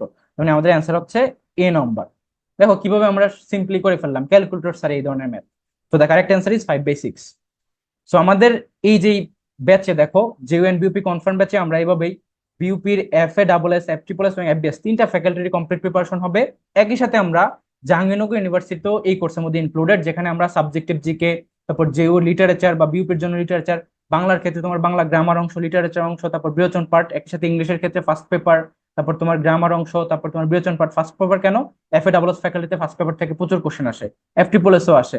তারপর তোমার ইংলিশ ভার্সন জিকে, আমাদের অলরেডি ইংলিশ ভার্সন জিকে 1 ক্লাসটা আমরা ফ্রিতে তোমাদেরকে ইউটিউবে পাবলিশ করে দিচ্ছি। আর আজকে তোমাদেরকে এই যে ম্যাথ ক্লাসটা, তো এইভাবে করে কিন্তু আমাদের পেইড ব্যাচের পুরো সিলেবাসটা কমপ্লিট করা হবে, ওকে। তারপর দেখো তোমাদেরকে অবশ্যই ম্যাথ ক্লাসগুলো বাংলা ভার্সন ইংলিশ ভার্সন দুইটাতেই করানো হবে। আজকে তো আমরা বিউপির জন্য করালাম, নেক্সট হচ্ছে আমরা জেউর জন্য বাংলা ভার্সনে তোমাদেরকে প্যাটার্নটা ফলো করে করাবো, এন্ড আইকিউর জন্য পারফেক্ট একটা প্রিপারেশন হয়ে যাবে। অর্থাৎ এই একটা কোর্সে তোমাদের ফুল প্রিপারেশন হয়ে যাবে। আর এখানে তোমাদেরকে আমি দুইটা গ্রুপে অ্যাড করে নিব, হোয়াটসঅ্যাপ এবং টেলিগ্রামে। সেখানে তোমাদেরকে রিডিং ম্যাটেরিয়ালস, প্রতিটা ক্লাস হবে জুম লাইভে, ঠিক আছে, যাতে করে তোমরা ওয়ান টু ওয়ান ইন্টারাক্টের মাধ্যমে যে কোনো সময় কোশ্চেন করতে পারো, না বুঝতে পারলে আবার আমি বুঝাবো, ঠিক আছে। এবং যতগুলো নেসেসারি ম্যাটেরিয়ালস লাগবে, যা যা বই লাগবে, প্রত্যেকটা জিনিস দাগানো বইগুলো তোমাদেরকে প্রোভাইড করা হবে। প্রতিটা শীট তোমাদেরকে এই ব্যাচে প্রোভাইড করা হবে, এবং উইকলি টেস্ট নেওয়া হবে, যাতে করে তোমরা নিজেরা নিজেদেরকে জাজ করতে পারো, উইক পয়েন্ট গুলো বের হয়ে আসে, সেটার উপর আবার সলিউশন ক্লাসের মাধ্যমে সেটাও দূর করা হবে। অর্থাৎ পারফেক্ট একটা প্রিপারেশন হয়ে যাবে। আর এই যে ব্যাচটা, এটা চলবে তোমার বিউপি, জাহাঙ্গীরনগর এবং রাজশাহী ইউনিভার্সিটি অ্যাডমিশন টেস্ট পর্যন্ত। আর ফিটা হচ্ছে দেখো মাত্র 3999 টাকা। যদি তুমি মান্থলি পে করতে চাও সেটারও সুযোগ আছে, 1499 টাকা মাত্র 4 মাস পে করবা, তাহলে তোমার ফুল পেমেন্ট হয়ে যাবে। তো যারা যারা আমাদের এই যে কনফার্ম ব্যাচে এনরোল করতে আগ্রহী, তারা জাস্ট এই যে নাম্বারটা দেখতে পাচ্ছ 01704065720, এই নাম্বারে ডিরেক্ট কল অথবা হোয়াটসঅ্যাপে মেসেজ করে আমাদের কোর্সে এনরোল করতে পারো। তো সবার জন্য শুভকামনা থাকলো, আল্লাহ হাফেজ।